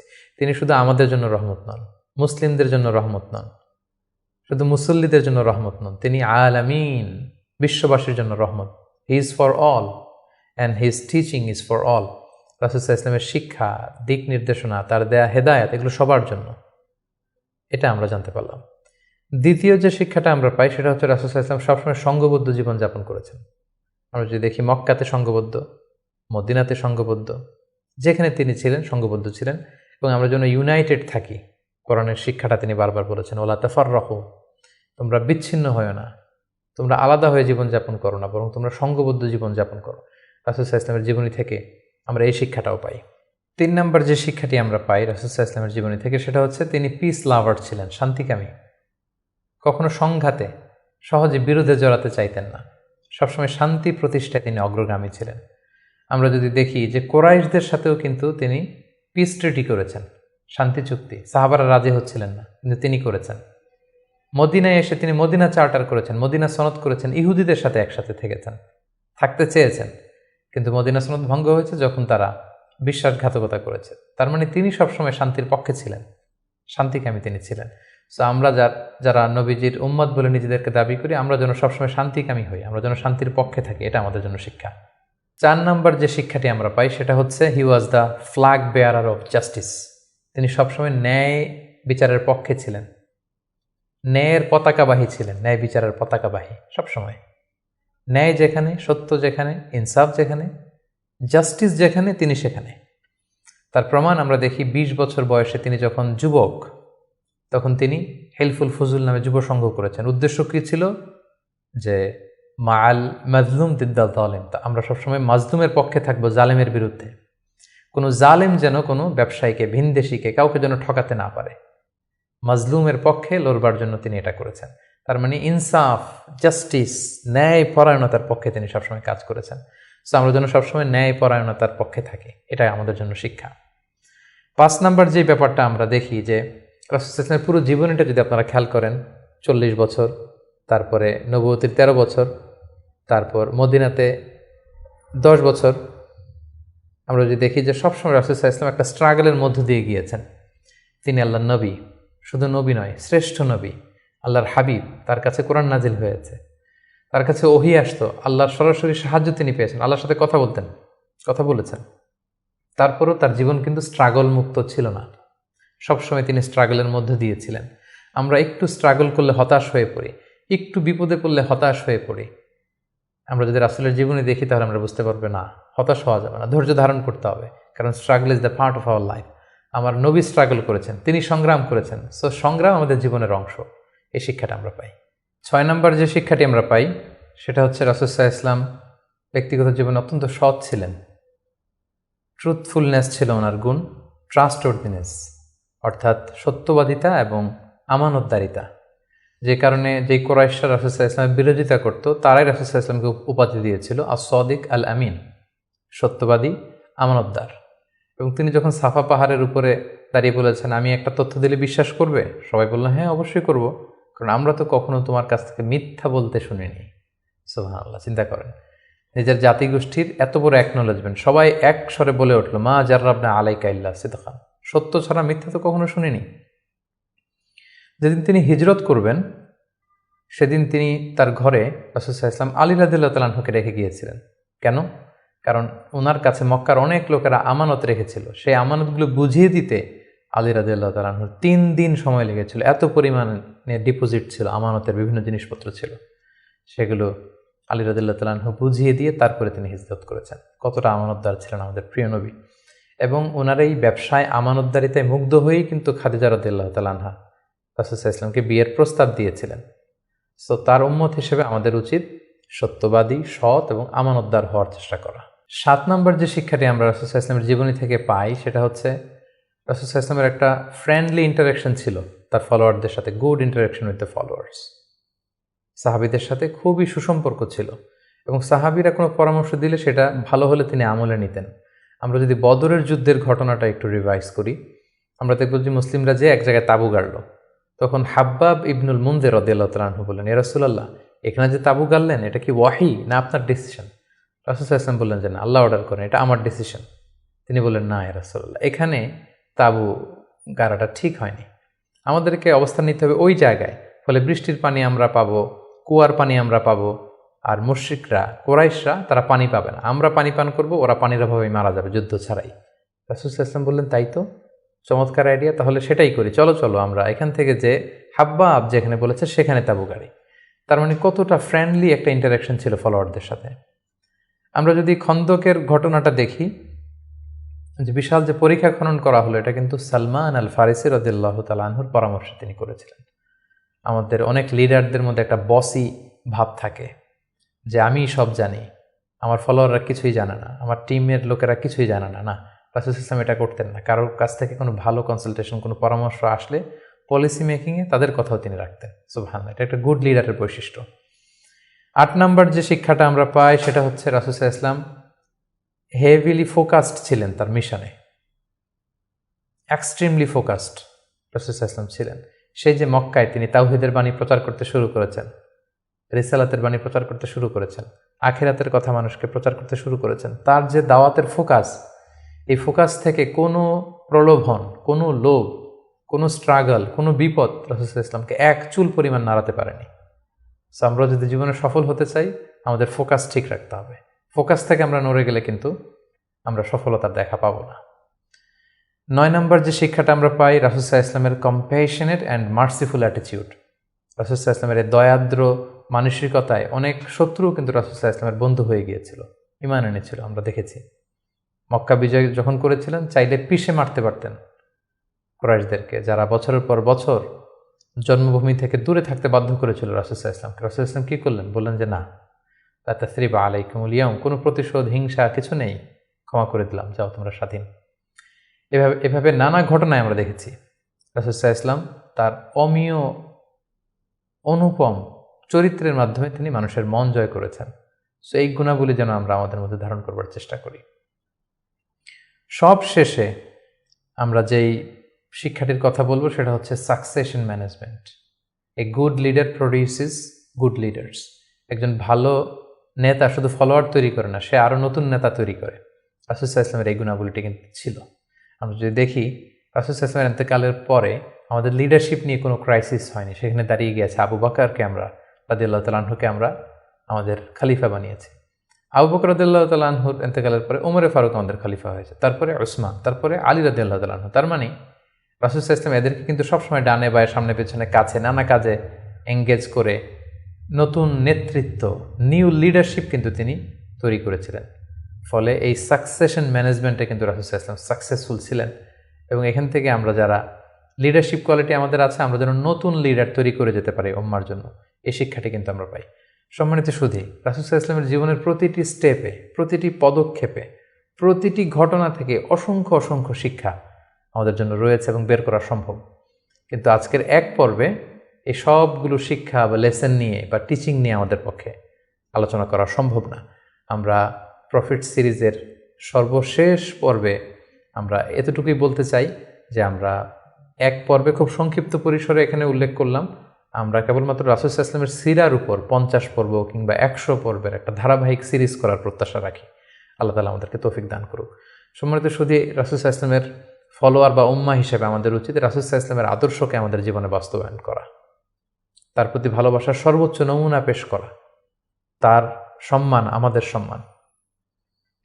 তাকে যখন গালি দেওয়া হয়, তার বিরুদ্ধে যখন কটু কথা বলা হয়, আমরা যেন তখন এটার প্রতিবাদ করি, লেখনের মাধ্যমে, বক্তব্যের মাধ্যমে, একত্রিত হয়ে বিভিন্ন ইভেন্টস করার মাধ্যমে রাসূল সাল্লাল্লাহু আলাইহি ওয়াসাল্লামের রেখে যাওয়া শিক্ষা যেন আমরা আমাদের বাস্তব জীবনে কাজে লাগাই, আমরা যেন অন্যের কাছে পৌঁছাই, আমরা যেন সোশ্যাল মিডিয়াতে ছড়িয়ে দেই এবং রাসূল সাল্লাল্লাহু আলাইহি ওয়াসাল্লামের এই শিক্ষা যেন আমরা আমাদের অমুসলিম ভাই বোনদের কাছে পৌঁছাতে পারি। আমরা যেন রাসূল সাল্লাল্লাহু আলাইহি ওয়াসাল্লামকে আমাদের জীবনের চাইতে বেশি ভালোবাসতে পারি। আমরা যেন বেশি বেশি রাসূল সাল্লাল্লাহু আলাইহি ওয়াসাল্লামের প্রতি দুরূদ পড়ি, তার রেখে যাওয়া শিক্ষা এবং আদর্শ যেন আমরা মেনে চলতে পারি। আল্লাহ তাআলা আমাদের সবাইকে কথাগুলো বোঝার, আমল করার তৌফিক দান করুক। হাযা মা ইনদি ওয়াল ইলমু ইনদাল্লাহ আলাইহি তাওয়াক্কালতু ওয়া ইলাইহি উনীব। আসসালামু আলাইকুম ওয়া রাহমাতুল্লাহি ওয়া বারাকাতুহু।